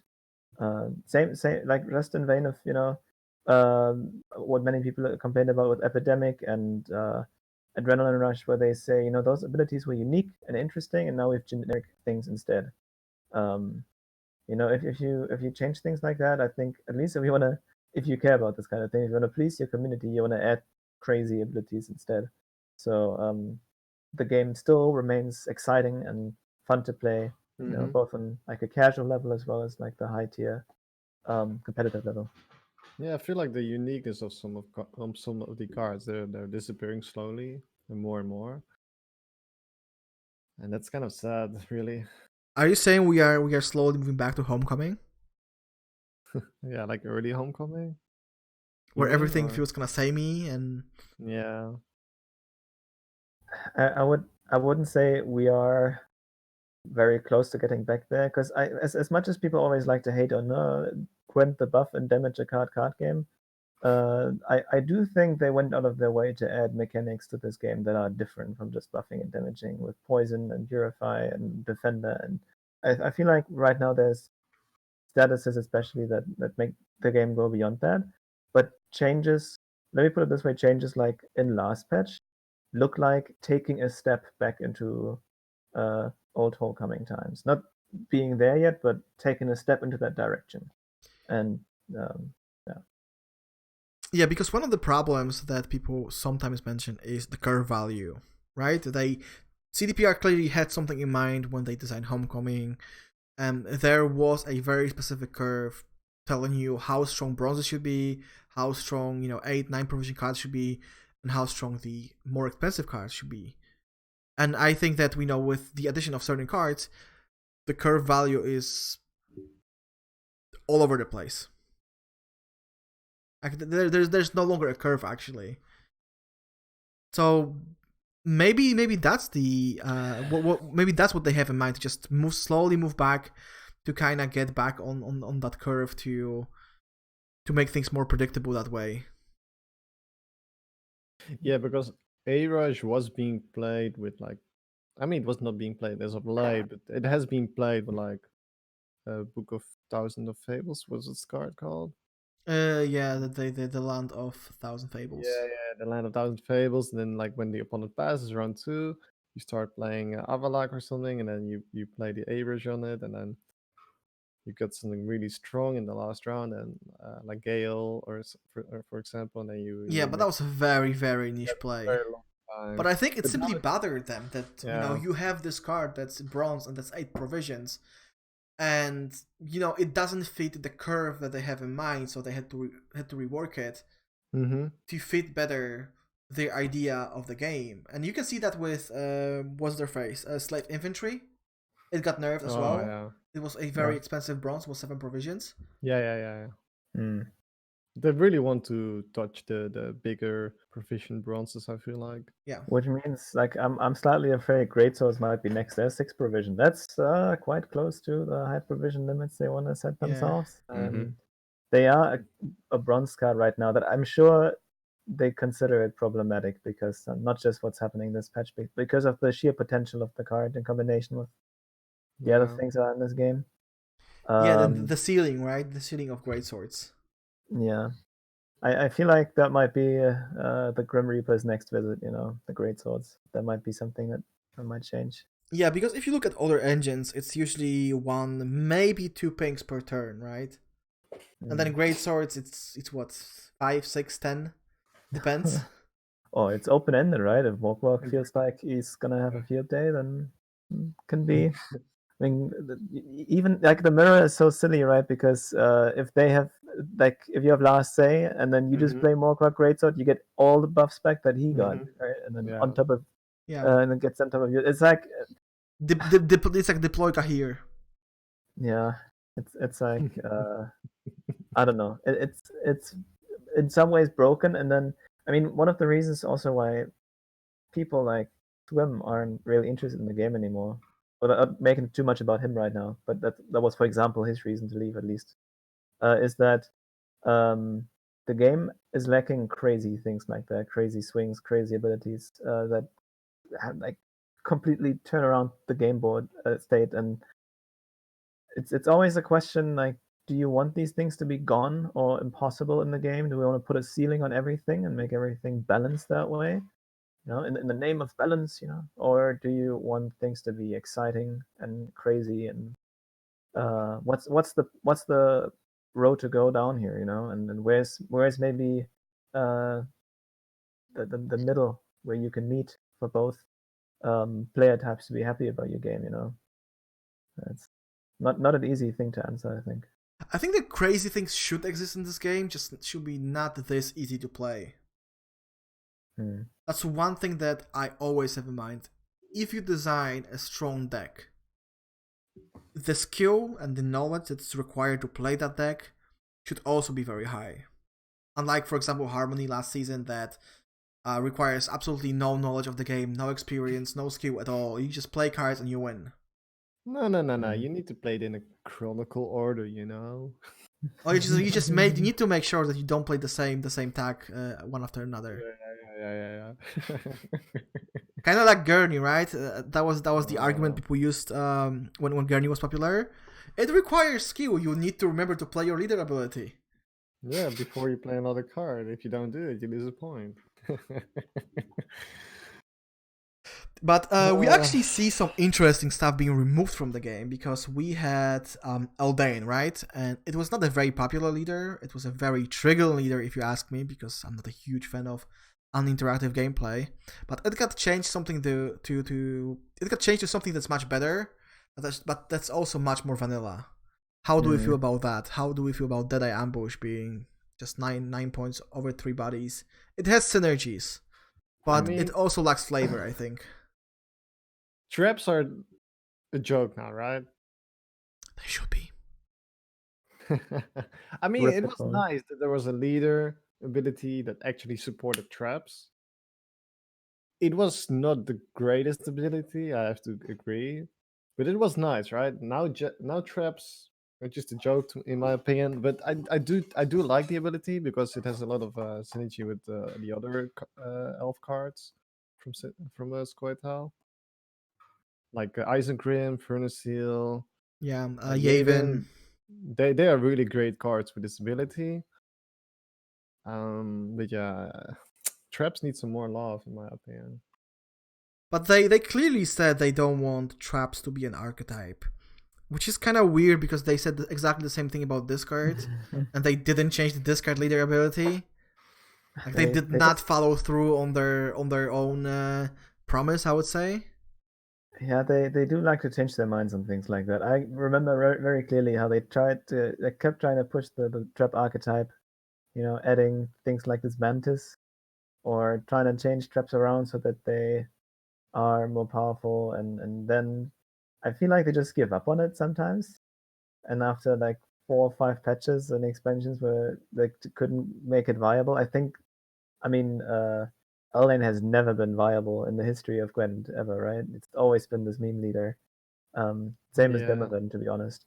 And it's like they feel like, okay, just not gonna happen. If we do make traps too powerful, then also there's gonna be people that are gonna be like, no, I don't want to play Gwent when there's traps running around everywhere, because traps are horrible and toxic and you don't know what to play around. So it's RNG in a way, and mind games, yeah, but still. And then if you want to make traps good enough for Eldain to be good enough, then it can be such a toxic meta. And so they'd say, okay, let's just change Eldain. And I wish they would have changed him something different that was equally complex. But, yeah, right? Yeah. Like the uniqueness of that ability, it was very unique. And now Yeah. it's just a very simple ability, and like, okay. It's same as Congregate, right? Basically just with Yeah. one more point and slightly different. I mean, we don't have coins in this Yeah. way at all, but Yeah. feels or like Araka's Queen. You have a leader that puts a body on a board multiple times. Yeah, it looks like they really want similarities between all the factions, but then you lose faction identity. And that's what Freddy Babes also has been saying. Like, Yeah, the Unga concept is back, where each faction has an equivalent of a certain ability or a card. mm-hmm. And is that what we really want? But I on don't the other think hand, so. do we really want decks that are described as toxic or cancerous by the majority of players to thrive in this game? Because that's also my next question, right? We have the rat deck that's not very very popular, but it is being played. And I was talking to you guys before the stream, and I told you I saw Reddit thread, and people are just so hyped that it's a very alternative win con. It's nice to play. But on the other hand, it's basically mill in disguise. Like you are doing exactly the same thing. You just prevent your opponent from playing cards. Do we want to Yeah. Do we want things like that to be popular and meta? Nope. No, because Definitely that's not. really bad for the game. Yeah. Well, I feel like Crozyr is going to counter that argument. Let's go. oh, I'm not sure if I'm gonna counter it. I'm just gonna try to be diplomatic here. Hopefully without stepping on anyone's toes. I do want, and I think on this one we will agree. I do think alternate win cons are a good thing for the game and are somewhat necessary to keep the game going for more expansions. So there's more things you can do, more ways you can play the game to actually end up winning at the end. Hopefully in ways that interact with the other ways of winning the game without taking away their ability to play. I like when I assume when you guys say it's a bad thing for the game, it's the idea of blocking your opponent out of doing anything at all, like whether it's mill or whether like breaking all of their plays or whether it's this rat thing or whether it's no units, right? You just play no units at all, which means 80% of the opponent's hand is just garbage. Most of these alternative win cons that we've seen, they kind of operate in this way that they feel toxic. I guess I'm sadistic enough that I still enjoy playing in these ways. Don't at me. And I don't know.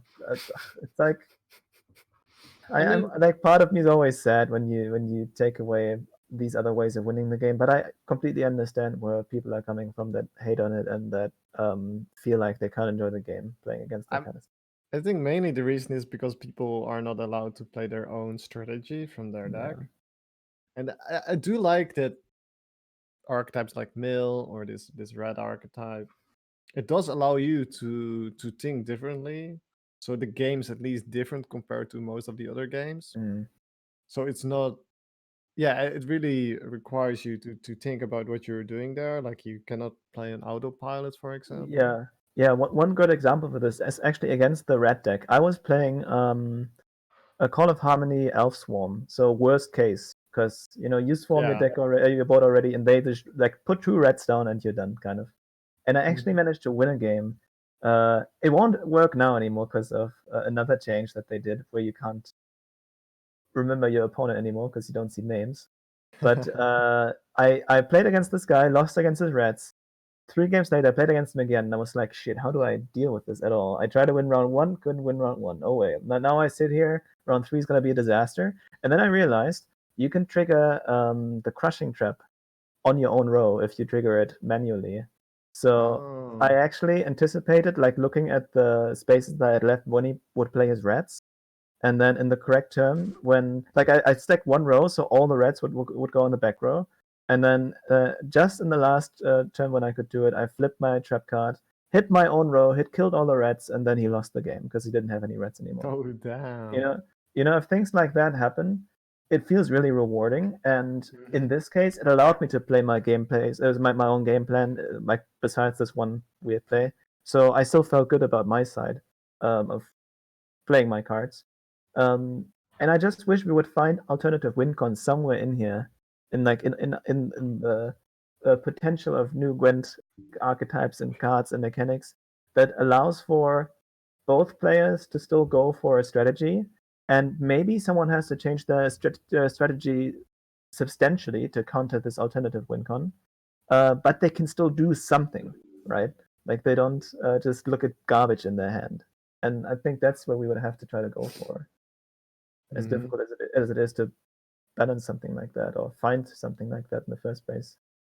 Yeah, I mean, let's say you're playing against Mill and you are thinning a lot. You can adjust your game plan to thin less, right? And then you end up actually having cards round 1, round 2 to win the game. Yeah. But against rats, it can be difficult. Because you can try to adjust your game plan, but if you don't have very specific tools to deal with it, you lose. Like you said, you activated your own trap. Well, there are factions that don't have access to cards like that. For example, I played with Assimilate against the rats, and I had the time of my life. Double Glusty from the leader ability and bribery, easy game. Actually have a clip of that. Yeah. I mean, like the way I adjusted my game plan was just to play Bone Talisman. Just make use of all those that's units. That's what I was doing yesterday. I'm playing Imperial Formation now, and I have these 4 charges, right? I can play them on rats. Yeah, like I don't think the rat deck would be nearly as problematic if CDPR allowed your own cards to damage your own units again, because they took a bunch of those abilities away. Like for example, I think the archers, Squirtle archers back in the day could hit your own units. Oh yeah. Ethnic could Wait, hit they can't your do own it anymore? units. They can. They can because they keep killing my cows. Yeah, but there's a lot of cards that like have had you could damage basically anything. For example, Yeah, if they didn't remove this, I think there should be more cards like that. That Because it quite wouldn't be often, that problematic, but quite often you want to kill that cow from the rot tosser, or you want to kill the rat, and you can't because you can only kill enemy unit.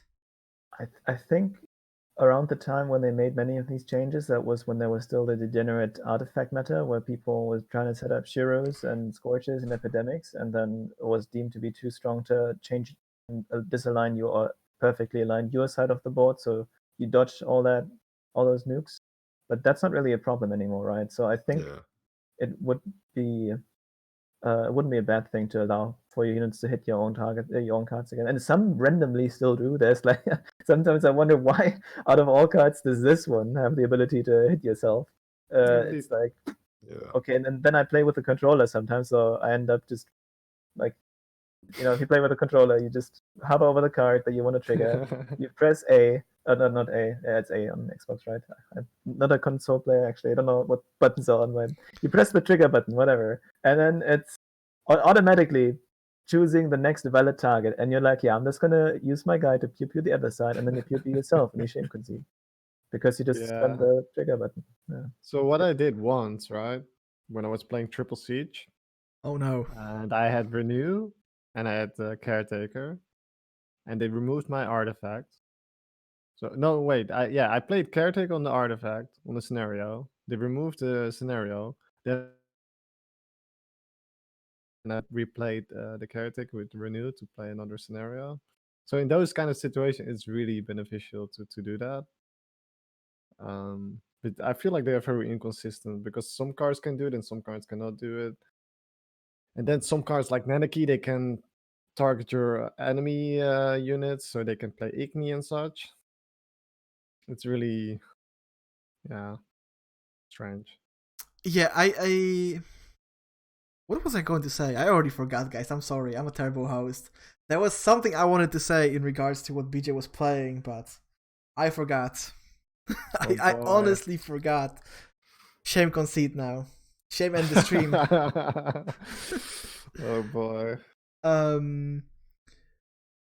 Oh yeah, I wanted to say that consistency is not something that CDPR has been known for in Gwent. Because even if you look at card descriptions, they never match. I'm not sure if they changed it. Let's see. Let's see. King Cobra. King Cobra says poison an enemy unit.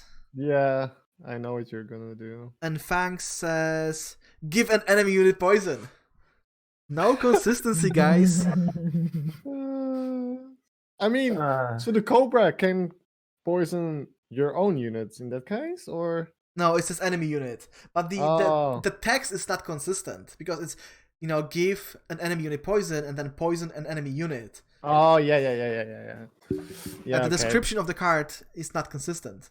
That's really weird, though. Basically, like literally unplayable.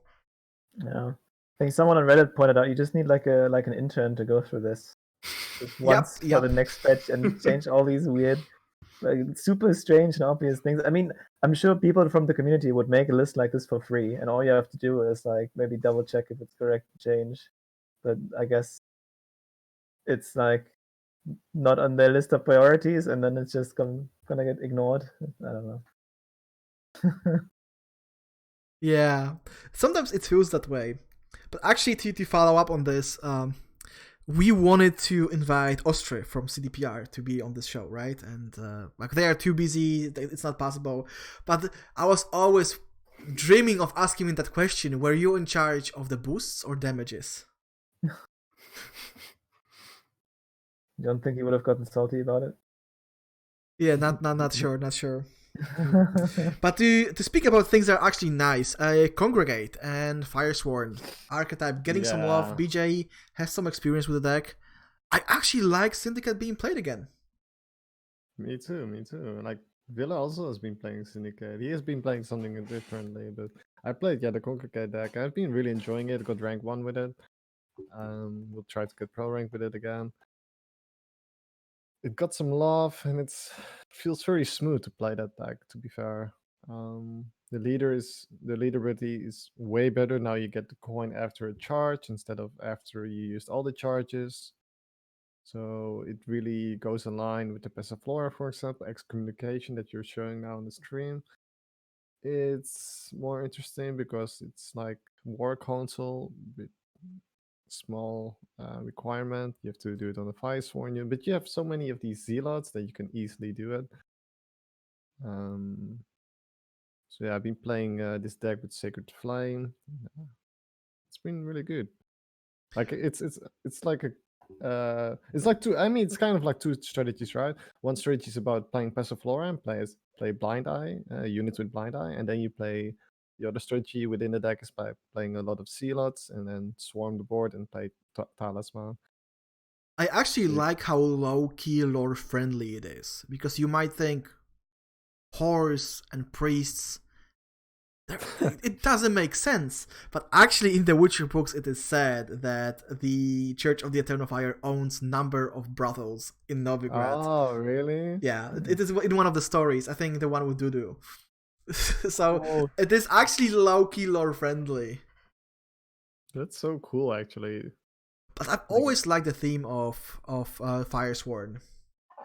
Mm-hmm. Yeah. But what you said that you have like two game plans stitched together, yeah, it is the hybrid gameplay that we've seen a lot.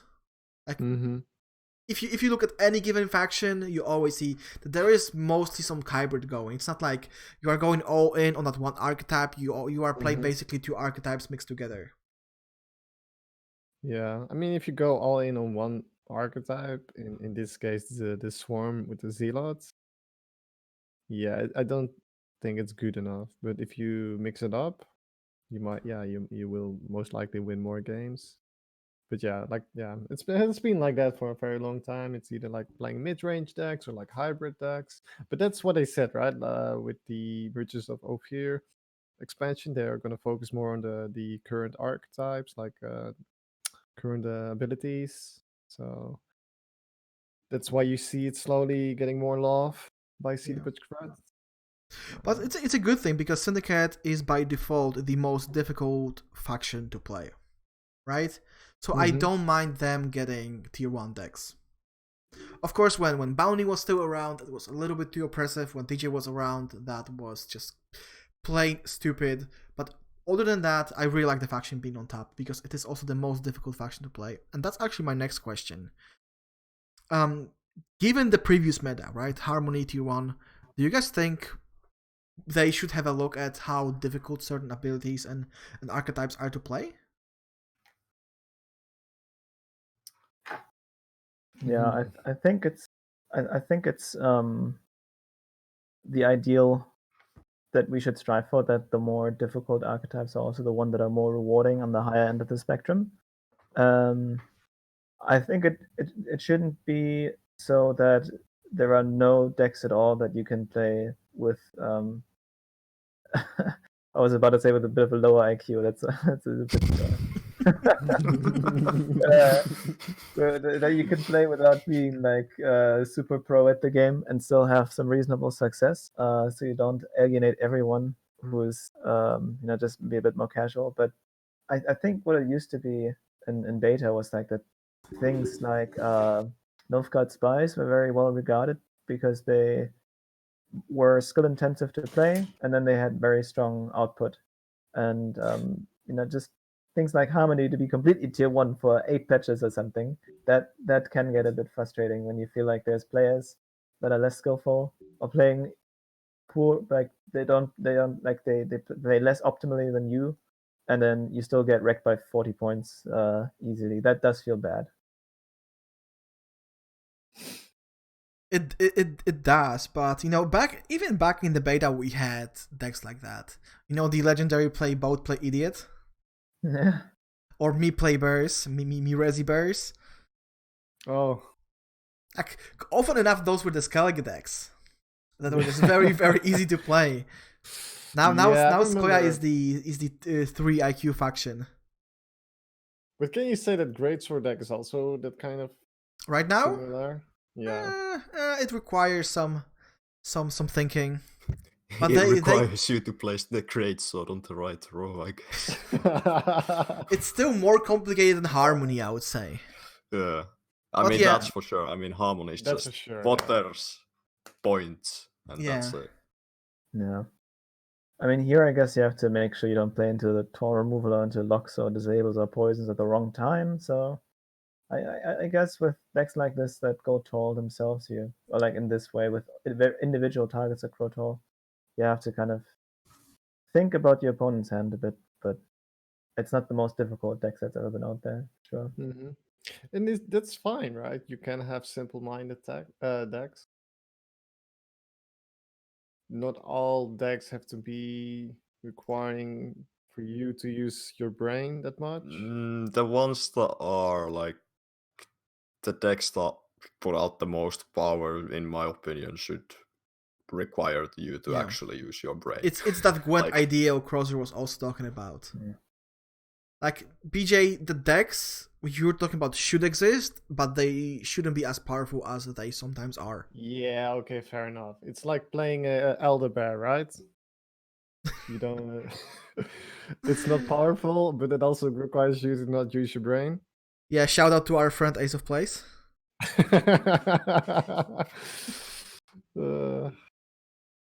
Guys, I'm not sure how to break it to you, but we've actually gone through all the Gwent specifically related questions. There was a lot of them. Oh boy.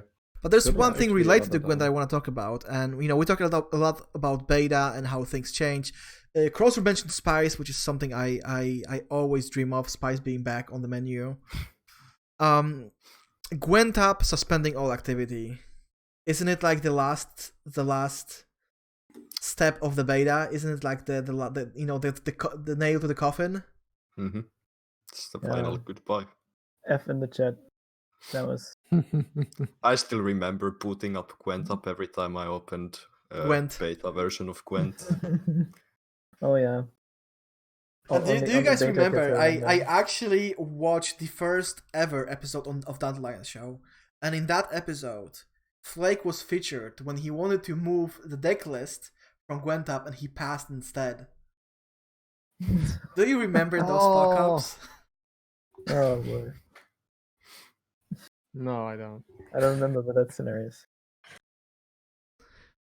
Oh yeah, but yeah, Gwent up. It was, I think, one of the last third-party tools that have still been around since beta, because there was GwentDB that basically said we are not gonna work on this thing anymore shortly after Homecoming, because most of the functions have been implemented in Gwent as a game. But yeah, Gwent up was still being used as a deck builder. Yeah, mostly used, so it's I mean, the one of the core abilities that I had in beta though had kind of always it always The stats, right? yeah, the stats and the meta reports that it did. You know, just like showing what the Gwent up users were playing and the win rates and stuff. That was very interesting. Yeah, and what cards were mostly included, stuff like that. Mm-hmm. Yeah, that was really nice. But they haven't been doing that for ages because Yeah, obviously I don't think they were there's able no to, tracker anymore. Yeah. So yeah, thank you guys for all the Fs in the chat. Because really, as a beta player, I will hold Gwent up close to my heart. But one thing that we can have to talk about is competitive Gwent. We already talked about a little bit. We already asked Crozyr and Villa if they made it to the qualifiers, which they didn't. Mm-hmm. Feels bad, man. Yeah, is that the ultimate plan to get to qualifiers and to participate in the Open for you guys? Because me and BJ, we are miming. We are not very serious players, I think. Yeah, I mean that's the goal. That's at least why I play. I want to make it to the big time. So yeah.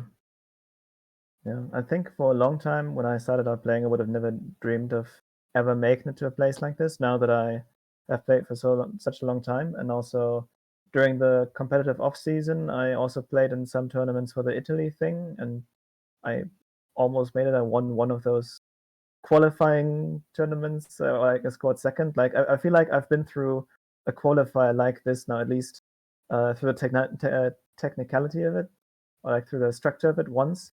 I feel like I could have it in me to make it. Just right now, these months that I'm currently find myself in until May, I don't see myself having enough time to reasonably hope for making it.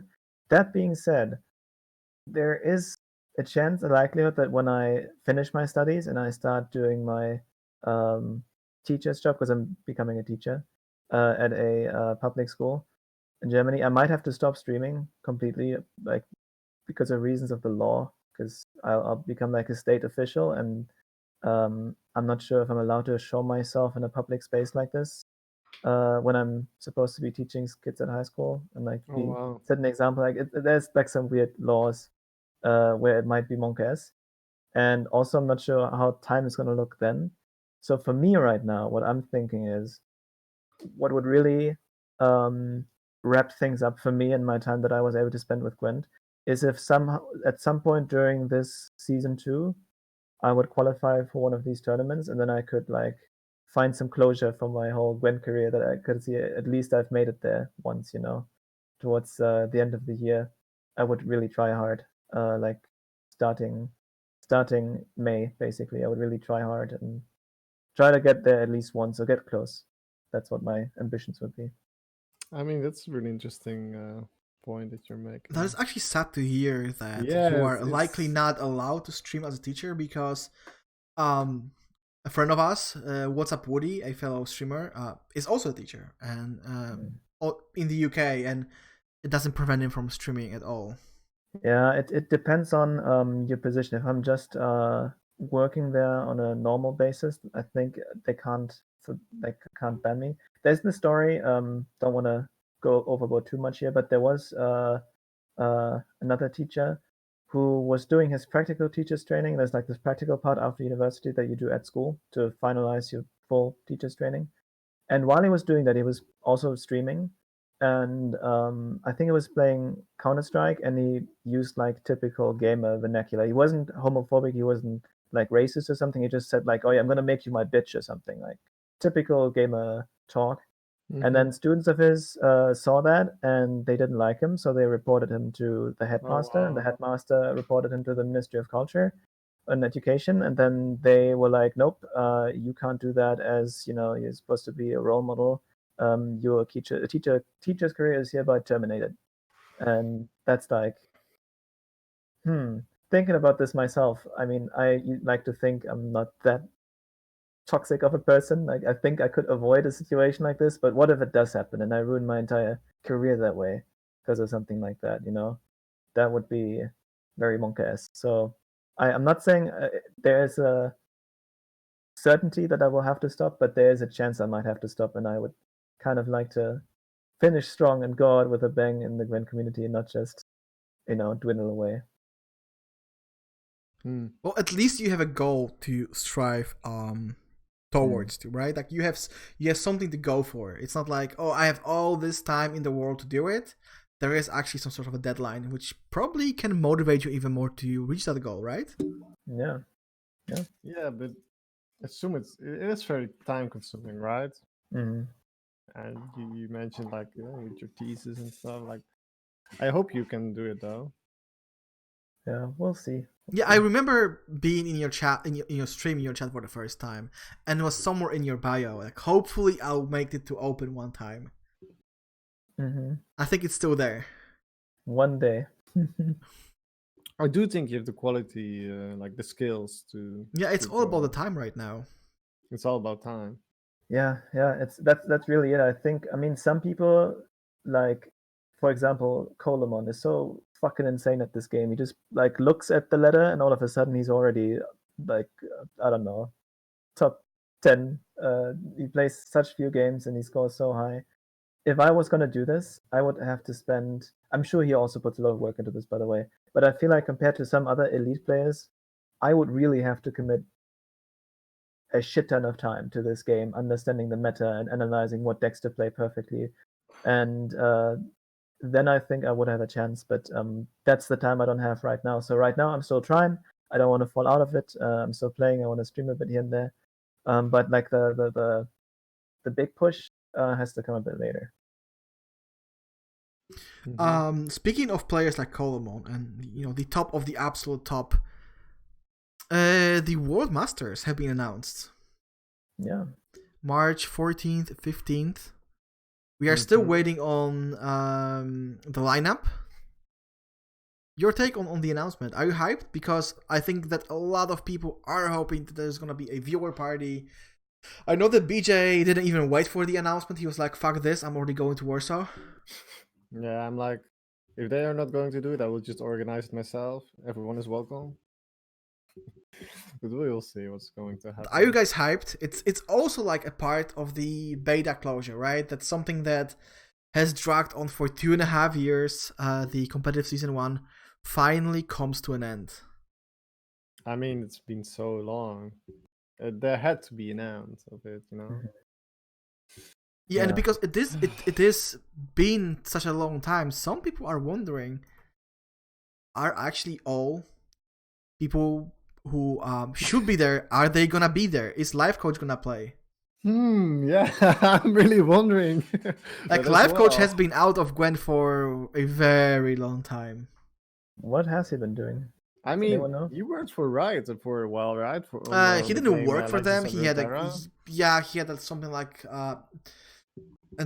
a type of exclusive contract. I think Lionheart will be much more suitable to explain how it worked with Life Coach and Riot. But yeah, he was not allowed to stream any of the games. But now he's not streaming at all, so I have really no clue what's up with him. Yeah, but do you guys think that against all the odds, is he gonna come back? Because I mean, if he is, the chances are too high. Yeah, but let's say he is, even though he's not actively playing Gwent anymore, I think it's still gonna be a huge thing for the community. He's gonna bring so many viewers, so many new people into the game. Yeah, he would really. Yeah, that would be a big deal if he were there. Personally, I think I am gonna keep my hopes low. I don't really see it right now, but I mean, I have no idea what's going on in his life if he feels invested in this. I think last time I saw him talk about this, he said himself that he isn't sure. This was a long time ago, though. Yeah, like a year ago. I think on one of his streams he said that he it's like a commitment and stuff, and he usually keeps them, but he just doesn't play the game anymore. And that if he did it, he would come back a bit earlier to like grind the ladder and do the whole thing justice, And I haven't heard of anyone spotting Life Coach. I mean, maybe he's got an alt account, but I'm hesitant to say that I expect him to see that. It's not like he needs the money or anything, but yeah, he could just do it for the memes, right? Kind of like Super JJ in his last Open. Oh yeah. Like he just brought a completely out of the meta spy deck to the tournament Mm-hmm. for the sake of memes. And then he got cocked by it. Yeah, because he. I remember the play was something involving Cantarella, right? Oh yeah. Yeah, He had to and- replay a game and- too. and- Eventually, they allowed him to replay the match, even though some people said, well, Oh, he just didn't yeah. know the rules, the new rules, the new ability or something like no. that. Yeah, that was cringe. I remember. But do you guys expect anything big to be announced during the Masters? Like, I think we are all waiting for Android, right? Hashtag I mean, Android that's when. the only thing I suppose they might have a showcase match like they did last time with iPhone. Showcase Mhm. match. with Yeah, Android. I'm sure they're Mhm. gonna advertise the hell out of Android with the Mm. event. Like, yeah. Yeah. I also think so. I've been wrong about these predictions so many times, but it would make sense, right, to have Android maybe a new expansion, so you actually hype people for coming in, and at least give some leaks and hints at what's coming up to get people rallied up, and Yeah. Yeah, I suppose Yeah. talk about next expansion could be a thing since It it's might be a little bit too early since Slama already said the expansion is quite far away. I think Oh, they're yeah. maybe gonna drop it in May or something. But they Yeah, could I- potentially talk about, things that are happening right now. Mm. That might- I was hoping April, but Yeah, me too. You guys are optimists. I'm just thinking, come on, you kept having this 3 to 2 months rhythm of releasing expansions. Why not? I mean, if you stretch to 4 months, it's already a bit more substantial. Mhm. And the dev stream was beginning of end of January, right? April is kind of far away. I Mhm. think that would Yeah. align with what he said. Is Exactly. April realistic though? Because isn't the first tournament of season 2 in somewhere April? Isn't that also So- March? No, it's in April. Yeah. So would that So basically, interfere they with- would have to. But Villa, it is possible. For example, if they commit to release the expansion at the end of the month, they can do the tournament mid-April, True. Yeah, and fair then enough. and then maybe during that tournament hype up the expansion and then release it. Yeah, but I a took week that later. as if early April. No, you have to yeah. remember. You've been around for long enough to remember that when a CDPR says March, it means always March the 31st. Yeah, it was last time too. It's always if they say January, it's always going to be the last day of January. That's how they work. Mm-hmm. And the thing is, in September, the players also had like only 2 weeks to prepare for the tournament because of the changes. So I don't see any reason why they would not do it in April. I'm not sure who said that. If it was a viewer in my chat or if that was a fellow streamer, but somebody said, announce the expansion, like release the expansion on the tournament day. So the first day you are playing the old version of the game, and the second day of the tournament you are playing the new version of the game. What? I think the pro players literally murdered the person responsible for this decision. You cannot do that to the players. Yeah, of course you can, Oh, but imagine God. them doing that. Oh yeah, they would. I can tell you, they would play through the entire night and have zero sleep just to figure out what deck they should play. Yeah. Really, like, so taxing. I suppose there should have been some kind of closed PDR at that point if they do that, so they can at least prepare. But One other person, by the way, who might actually, I heard, might have to have difficulties coming, might be Hana-chan because of the whole coronavirus thing. oh boy, Oh, you're right. There is no flight from China. Yeah. At least some airlines are depends not on doing how- them right now. Yeah, it depends on how things develop until March, but yeah, I heard that worst too. case, it might be a problem. So who would be playing then? Only 6 out of 8, right? If I remember correctly, isn't it Casper? I don't know. Casper? Maybe. Legion? I think it's something along the lines of that. We'll but see, then- I guess. I mean, if it goes like that, then maybe Crozyr will make an appearance. Like all these, maybe that's the plan here. Okay, this guy's not interested anymore. This guy is sick. This guy has recently lost his leg. This guy's in prison. I feel like there is a scheme somewhere behind the scenes. Maybe that's why Crozyr has been not streaming, because he knows he's gonna make an appearance. I was a busy potato behind the scenes. Yeah, I was always playing the nice guy, but secretly. no mercy. Speaking of potatoes, I think it's a good time to get to the personal Q&A section. Mm-hmm. We've been live for over 2 hours, guys. It's gonna be another long Yeah. podcast. Surprisingly, I see Crozyr being bored to death for at least an hour now. So let's get this wrapped up. One thing that we wanted to ask is, what is actually the story behind the potato theme of your channel? Potato. First of all, I dropped my potato earlier, but I didn't want to seem like a weirdo. Actually, now I found it. Looking at the floor, here it is. So, the potato. Many people ask me this question. It's not even that easy to give an answer to this, because when I started my first stream, I knew I wanted a follower sound, and I literally just thought that the mashed potatoes with thick gravy voice line is funny. It was a meme before I became a thing. And so I had that as my follower sound. And then as I was setting up my stream, I was like, I mean, isn't it kind of lame if that sound just plays over and over? So I went to my editing program and I changed it around. So the first variation of this voice line, because that's kind of where we came from, that followers that follow on my channel here, like a potato fight went voice line. So the first alteration of the original sound was just the other way around, where it said thick potatoes with mashed gravy. So like nonsense, but like once in a while it would play that. And then as I was making this voice line, I was hearing, I was watching a stream in the background, and I heard the dwarven agitator say, "Wake up, dwarves! Humans lust after a lady folk." And I was like, "Would be funny if I say humans lust after thick gravy." And then that was the third voice line. And then I was like, well, now I can't stop here, right? So I made like 10 voice lines for the first stream.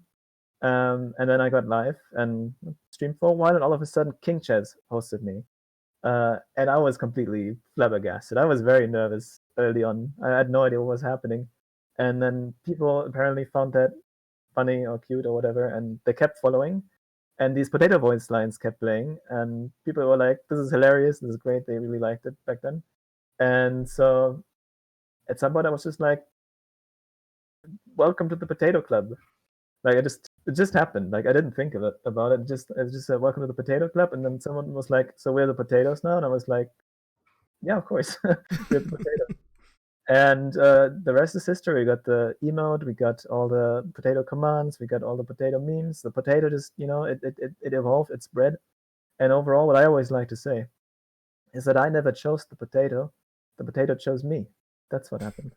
I really love the potato ambassador badge. I saw that too. Yeah. And some of these lines, like mashed potatoes today, thick gravy tomorrow. Yeah, it works. It works with everything. Yeah, the potato is just such a. The funny thing is, the potato is just so bland and lovable at the same time that you can basically adhere any or put any value connected with it. It's funny, and also just between you and me, it makes for really good dick jokes all the time. I actually love just flipping that potato all the time. Yeah, it's adorable. Just and I really thought that's a real potato. Yeah, you're not alone. We have one more question on the list regarding your personality as a streamer, but I think maybe BJ has found something more in chat. Yes, I got a couple of questions, and if anyone has any questions, feel free to ask me those questions. So yeah, there was a question from Alice. She was actually wondering if there will be a live audience with the World Masters. Will you be there? Oh, first of all, Alice did the whole streaming. What's the word? The border on the cam, the frame, and all the cool assets. Yeah, the assets is the word. The streaming assets, the visual assets for my channel. Really, really amazing job. She did it for not just for me, for Shimmery as well, and for like Apero and some other Artusa streamers. So shout out to Alice for all the great work. And so for the question, same problem as with streaming and playing Gwent right now. I have a master's thesis to write, and I got lots of work to go through with, and I wish I could come, but I think I'll have to pass, sadly. And second issue as well, since I keep traveling to South Africa to see Jess, For those of you who don't know in chat, my girlfriend is from the other side of the world. Very expensive girlfriend because flights are not cheap to go there back and forth. It's all worth it, right? I don't want to complain. I'm very happy regardless of the distance, but it means I can't just go on additional trips all the time like this one. Even though Germany, like Hanover, Warsaw, isn't that expensive, but it would be another dent in the pocket. It's So I probably not gonna- assume TwitchCon EU is also out of the question. Yeah, but that's literally a few days before I have to hand in my master's thesis, and it's on my birthday. I don't which see a problem I there. I already have plans for that. But anyone who feels like that they're done with the convention, they want to do a short trip to Germany, you're welcome. Hit me up. We're gonna do a barbecue outside. And to follow up on Jazz, there was actually a question from Voldemar. Oh boy! no. He's Boy! asking, Here we go. No. This is not the question that you would expect from Voldemar, really. He's actually asking you, Crozyr, like, can you ask him how dating someone who also plays and streams Gwent affects his motivation to play, stream, and compete in Gwent? The first part, what is affecting streaming and playing Gwent? Yeah, how dating someone who also how plays dating? streams. There's Back- this saying from Game of Thrones that says love is the death of duty. And I mean, sure, lots of time that I spent with her playing other games, or just when we are together in real life. I mean, especially when we're together in real life, we want to do lots of things, like go out and just do what we can't do when we're far away from each other, Mhm. right? Which doesn't include Gwent. So certainly, if I wouldn't have a girlfriend, I would probably have way more time for Gwent and streaming and all of that. But to be fair, I wouldn't want to have it any other way. The previous relationships that I've been in were very non-gaming related. And to be honest, without going too deep here, I always felt like I kind of pretended I was somebody I was not. Like I had my normie girlfriend, so to speak, and then I was trying to be normie as well, and I had to hide the nerd and gamer aspect quite a bit. And now this is the first time that I actually have somebody who accepts me the way I am fully and like knows me for my nerdiest secrets, which is streaming and how much I play Gwent and stuff, and actually shares these passions with me, right? That's something. Yeah, I wouldn't have it any other way. Very happy this way. Yeah, I think that's all we all are looking for. Someone that we can share our passion with. So, Yeah, somebody who could relate to what we do. Yeah. Exactly. Yeah. And also, it's not like I never play Gwent because of this, because we both love the game and we often play together and hang out in co-ops and we help each other out, and we when one person's tilting, the other one's like, maybe you should take a break and like give some emotional help, and and then is real when the other person needs some reality. And I don't know, it's like I don't think I've become a worse player because of this either. I think if anything, we help out. But I think it's a great question, and it's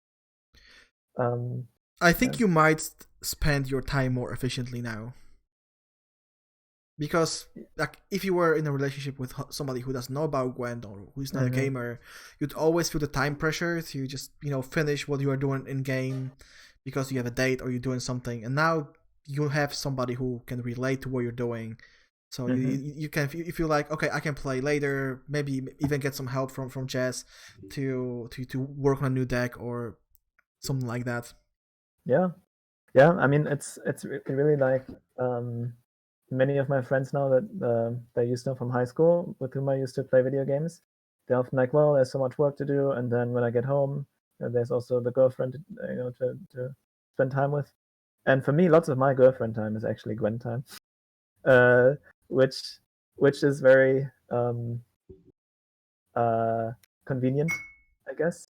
So I can highly recommend, if you value your gaming time a lot, like me, then this is certainly a consideration to find a gamer girlfriend instead of one that doesn't care. I think I saw it on in the TRS Discord. There is actually a platform for gamers to date. So, guys, if you're lonely, What? there I did is. not know Somebody about posted that. in the TRS Discord. Oh, It's like Oh. Tinder for gamers. I mean, there's Tinder for everyone these days, I isn't it? mean, Oh yeah, How but has yeah. Joe just not heard about that? Because BJ probably still has that hope that he can find a girlfriend on Twitch. yes. Well, Oh god. Okay, this has spinned off the tracks quite quickly. So moving back to the things we are supposed to discuss, I think Browser has a question. Actually, a little bit more related to Gwent. Hiding names on Pro Ladder. Oh yeah. Just quickly discuss this. Bad idea. Crozyr, how are you feel about not knowing you are playing against Jess? it's relieving. Finally, I don't need to let her win. No, I'm kidding. She Yeah, that's more what I often than thought. I was genuinely surprised for. Eh? not. No, she more often than not kicks my ass. To be fair, I'm sure she's gonna watch this VOD and be like, "Yeah, he better say that." No, it's something that I personally don't enjoy. I think most pros don't like it, and for me, it's not even the competitive aspect. For me, it's really just not having this surge of excitement when you see that you're queuing into someone that you know, or that you're afraid of, or that you know, oh shit, that guy's gonna play degeneracy, and it's taken away like a small piece of enjoyment that used to be there, and it's no longer there, and it just looks plain weird to me that there's no name and no title and no nothing. But that's just me. Yeah, I mean, I feel the same passion when it comes to that. Like, I always enjoy those games when I know the opponent that I'm playing against, compared to the opponents that I don't even know. They're just a bunch of randoms. So when I play against Semper, for example, I just want to win against him and beat him. And yeah, now I cannot see his name when I play on pro rank. Yeah, now Semper will not know who to rage at if he loses against Triple C's. Yeah, exactly. Like, what is he going to do? Oh god. Oh well. Okay, guys, we have one more question on the list because really this podcast is getting longer and longer. So let's wrap it up. How did you get into streaming, Crozyr? I know that we low-key discussed that before. I think that a lot of people want to hear that story. All right, okay. You can blip out the names. Yeah, I will have to blip out names because it's no reason here to start any drama. But the reason why I went into streaming is because I wanted to do a better job than someone that I felt treated me shittily when I was watching their stream, and when I was like, you wouldn't treat me that way if I was not just a name in the Twitch channel, but actually an active person in the community. And as I said, I'm not going to say names, but I was in that channel's stream. And they like after I beat them in a game, and then they accused me of stream sniping. And honest to God, I've never stream sniped anyone. I never stream sniped this person, and that person went out of their way to say that they actually saw my name in chat during the game, which I know by like for a fact because I know if I'm in their stream or not. But that's not true. So I got quite upset that they called me out for that in front of hundreds of people, and they banned me and all these kinds of things. And then when I went to Reddit the same day in the evening, there was a second person who had the same issue with that streamer, and I just like joined in there and kind of ranted and be like, yeah, I don't think it's appropriate to like to call someone out for something like this in front of hundreds of people, especially if you don't prove it actually happened, or like deliberately lie about it. And it's like it's humiliating in a way if you want to be part of a community and your streamer treats you like shit. Because I think personally, I mean, maybe now as a streamer, there's a bit more gravitas to it when I say it now, but just as much as people should be respectful to streamers because they're real human beings, I think it's also relevant that you should treat your viewers appropriately because they're also human beings. And I felt like back then that was not good. And I wanted to do a better job. And I felt like, one day I'm going to start streaming and I'll hopefully treat my viewers a bit better. I hope my viewers can confirm. I hope my streamers aren't like toxic streamer. I kind of like to think I wasn't that harsh on them. But yeah, it led to me being banned on that channel. And there's one other channel. I think I can say this. I got banned on Merchant's channel because he saw this Reddit thread and he was like, I'm a toxic person. Ban him. Can you Oh, imagine anyone calling Crozyr toxic? Crozyr. Toxic. New name, guys. New name. Nice. I actually, somebody earlier said that Crozyr has played all the toxic decks since Homecoming. So That's Toxer. But yeah, and that was basically the backdrop. And then finally, for a long time, I had very little direct involvement with the scene. But I ended up working on the Siri, Nova, Olaf, Adrenaline Rush deck with Swim, and the one that was played at Challenger 4, because Swim kind of got me into contact with Damorkis, and Andy won back then, and then I practiced that like a shit ton with them, and like we refined it and got to those final versions that the two were playing. And that was the first time that I felt like I was directly involved in the community. I wasn't streaming at that point at all. And basically, for me, it was like the most exciting thing to see a deck that I worked on so excessively, like to go to this tournament, surprise everyone was talking about it, and then they actually win with it. That was, I know many people hate this deck. I know, I'm aware. It's not always fun to play against that, but for me personally, it was a very proud moment that all worked out. And after that, I felt like, some people know me in the community at this point, and like I'm having good times with them. Maybe I should start the whole streaming thing for real. I just finished moving to another apartment. And yeah, then I thought, what should I use for follower sound? And this is where we come to what we already discussed earlier. That's my story. That's actually one of the most complicated how did I get into streaming stories I've heard. Because mostly people are just going to say, I felt lonely, I saw other people doing that, so I was like, why not? Or somebody told I sound good. Right? Yeah, something similar like that, right? Yeah. Like, I know that BG just wanted to fill out the void after Repelmer was streaming less and then quit.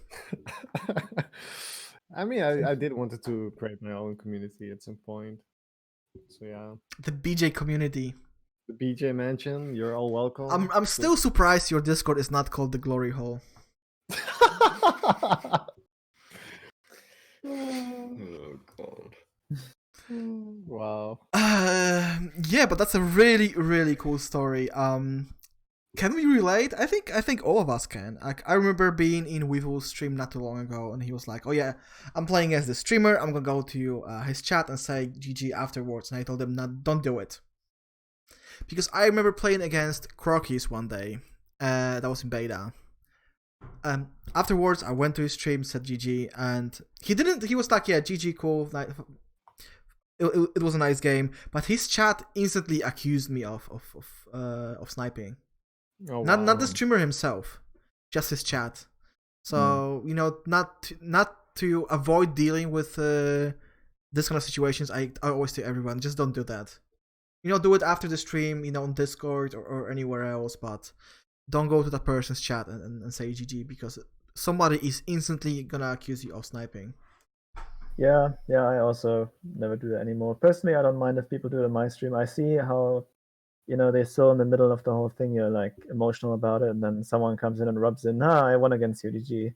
I usually do it when I lose. When I lose to someone or something really, really funny happened, then I go there afterwards, and then I'm like, lol, or like, yeah, you wrecked me. I don't know, or GG.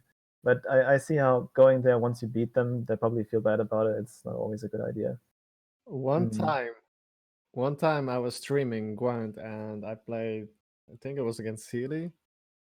And then I after the match, I GG'd her, and then someone was accusing me of stream sniping as well. But I was like, hey, dude, I'm streaming myself, dude. That's like, come on. Actually, it does not exclude the option.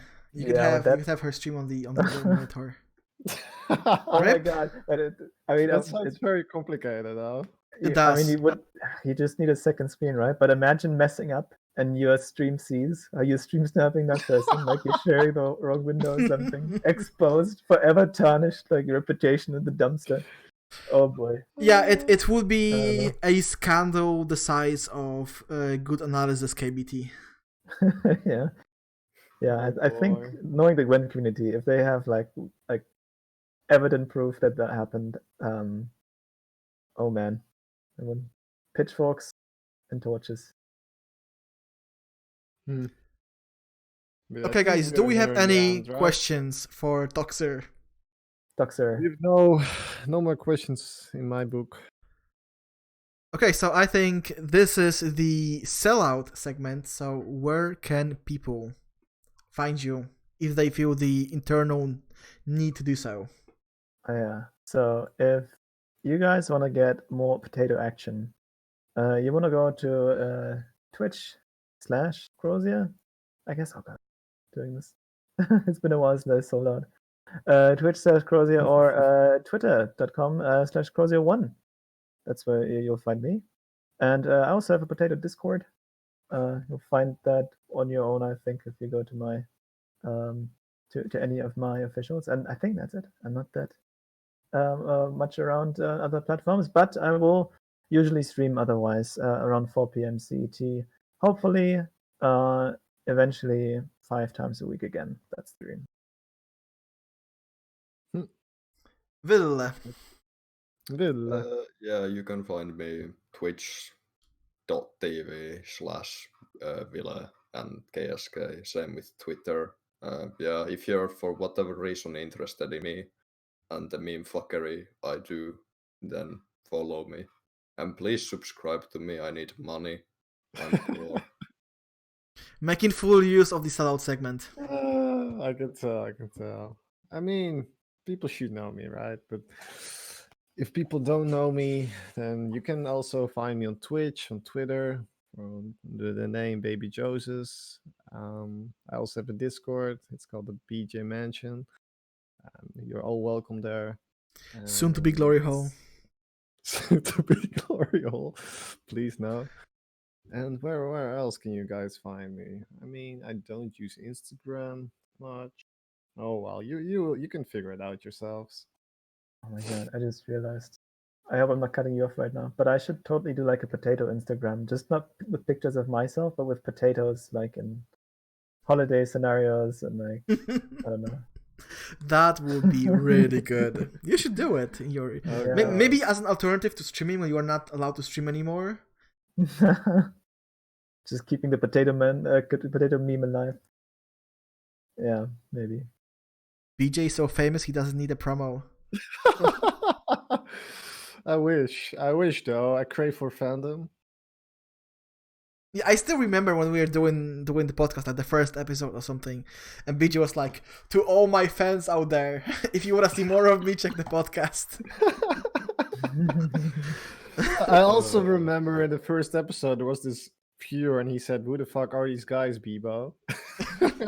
Yeah, that's one of the memes of this podcast. So yeah, I don't really have to promote myself. You don't really need to go far to find me because you are in my channel. So I'm gonna use this opportunity to promote our social media. So yeah, guys, if you want to stay in touch also off stream, you can follow us on Twitter at Novigrad Podcast.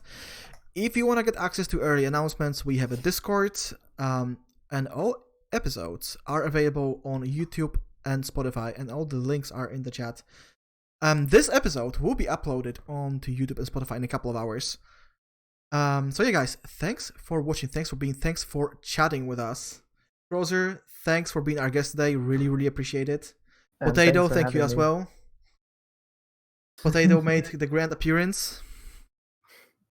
BJ, Ville, thank you guys for co-hosting. We are gonna raid somebody in a moment. So yeah, once again, thanks everyone for watching. And normally we don't do any leaks, but if you wanna see Crozyr's second half, just stay tuned. the leaks are coming.